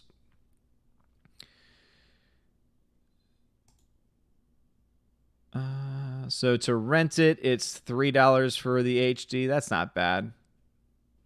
Rentals for 30 days. Yeah, so that's doable. That's easily doable for sure. All right, so I'll go ahead and just so once again, enough with them negative waves. So again, I have the 1 vote for Outsiders, no votes for Magnum Force. I have the 2 votes for Patton and the 4 for Kelly's Heroes. So anyone whose vote has not yet been recorded, who has not spoken yet, who anyone wants to speak up, if I find it elsewhere, I'll let you know. Thank you, Tina. I appreciate that. But I'll give y'all maybe another minute because I know there's a delay. But basically, if there isn't any more votes, then Kelly's Heroes will definitely be the consensus and will be the option.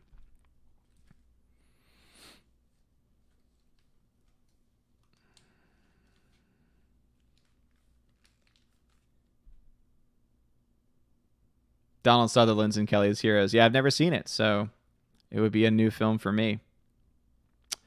All right, based on that response, looks like we indeed won my vote because of Clint Eastwood. Clint Eastwood's in it. Okay, cool. All right, so that's what we'll do then. So next stream on Wednesday, 9 a.m., we'll do Kelly's Heroes. If I can find a way to stream it, I will. If not, then I'll go ahead and rent it. But also, if you want to support, and I hate doing it, but it is what it is. If you want to support these movie streams, for instances like this, when we have to rent the films, etc., since I do show it for free through Discord, etc., again, you could always donate, super chat, whatever, to support the channel. You don't have to, but luckily we do have some money from people that support on Patreon, Subscribestar, so I'll be able to use that to rent the film. So anyway, on Wednesday, 9 a.m. Eastern Time, Kelly's Heroes, same channel, same time.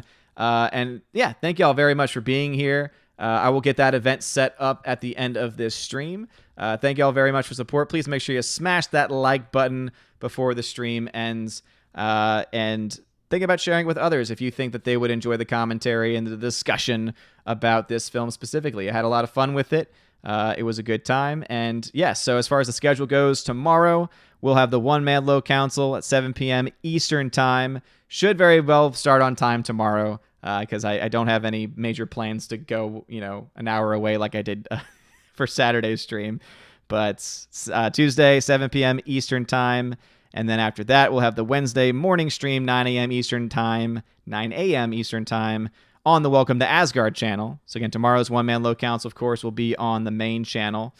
And then on Thursday, we'll have the 9 a.m. Good Morning Asgard stream on Twitch, which is becoming a podcast as well. So please, if you want to support the podcast, I'd appreciate that very much so. It's currently being hosted on anchor.fm. So if you want to check it out, just Good Morning Asgard. And I would appreciate that. So thank you so much for being here. You guys are all amazing people. If you ever forget the schedule, it is on my website, ombreviews.home.blog. I am going to be trying to look into buying actually a website name soon because it's usually pretty cheap, and I hate doing the .home.blog as well. And hopefully what I can start doing is getting the podcast actually, to be embedded on it as well. So you guys freaking rock. Thank you for the love and support. Shout out to Tina for waking up this early to help mod the channel. I really do appreciate it a lot. You guys are all amazing and beautiful people. I hope you all have a wonderful day.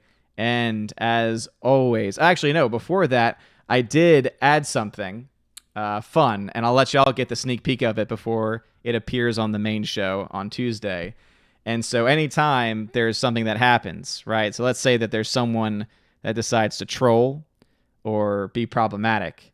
There's only one thing I have to say to them. I said, oh, nay, nay. I say nay, nay. It's easier for me. Nay, nay. Nay, nay. Nay, nay. Nay, nay. Nay, nay. Nay, nay. Nay, nay. Nay, nay. Get out of the line. And there it is. A shout out to John Panette. So if you've never gotten the reference of why I say nay, nay, it's from that guy. John Panette, rest in peace. He was a hilarious comedian. Look up his specials on YouTube. They are freaking fantastic. And so basically I was able to go through his special, which is called I Say Nay Nay, and cut out all of those, to cut out all the nay nays, and then also decided to add in the end part where he does the get out of the line, because I love the voice he does. But anyway, I hope you all enjoyed that, and I will, of course, see you all Tuesday for the One Man Low Council. Have a wonderful day, everybody, and as always, God bless.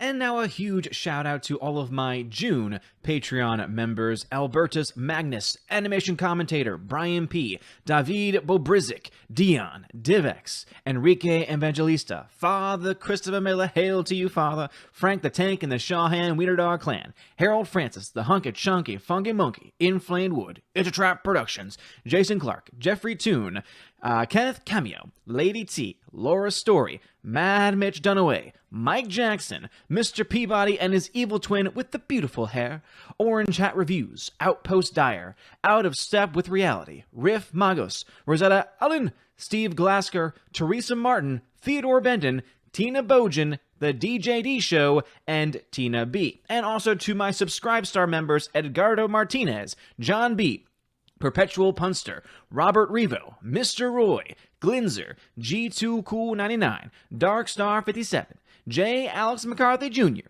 US 888209 Fast, Dean Heiss, Harold Francis, J. Rod, the Beer Guru, and also Nebanon G. Adams and ZK Man, and Jonathan Carney, and Jacob Juice.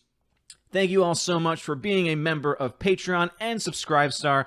And seriously, it really does mean a lot. Helps keeps the light on, helps me able to do things like the giveaways for my $5 and up backers on Patreon and Subscribestar, and also be able to put more stuff into the actual channel itself, including upgrading different components, whether it be webcams, microphones, things like that. All of that helps to support it, and it really does mean a lot. So thank you all so very much. Please, if you want to have your name shouted out or look at any of the other perks, which include things like indeed having access to exclusive 4K digital giveaways every single month, and also an exclusive podcast hosted on Patreon and Subscribestar, and also YouTube memberships as well at the $10 and up level, featuring John the Flick Pig Flickinger. Please check all of those things out in the description of this video. You guys are all amazing and beautiful people. Have a wonderful day, and as always, God bless.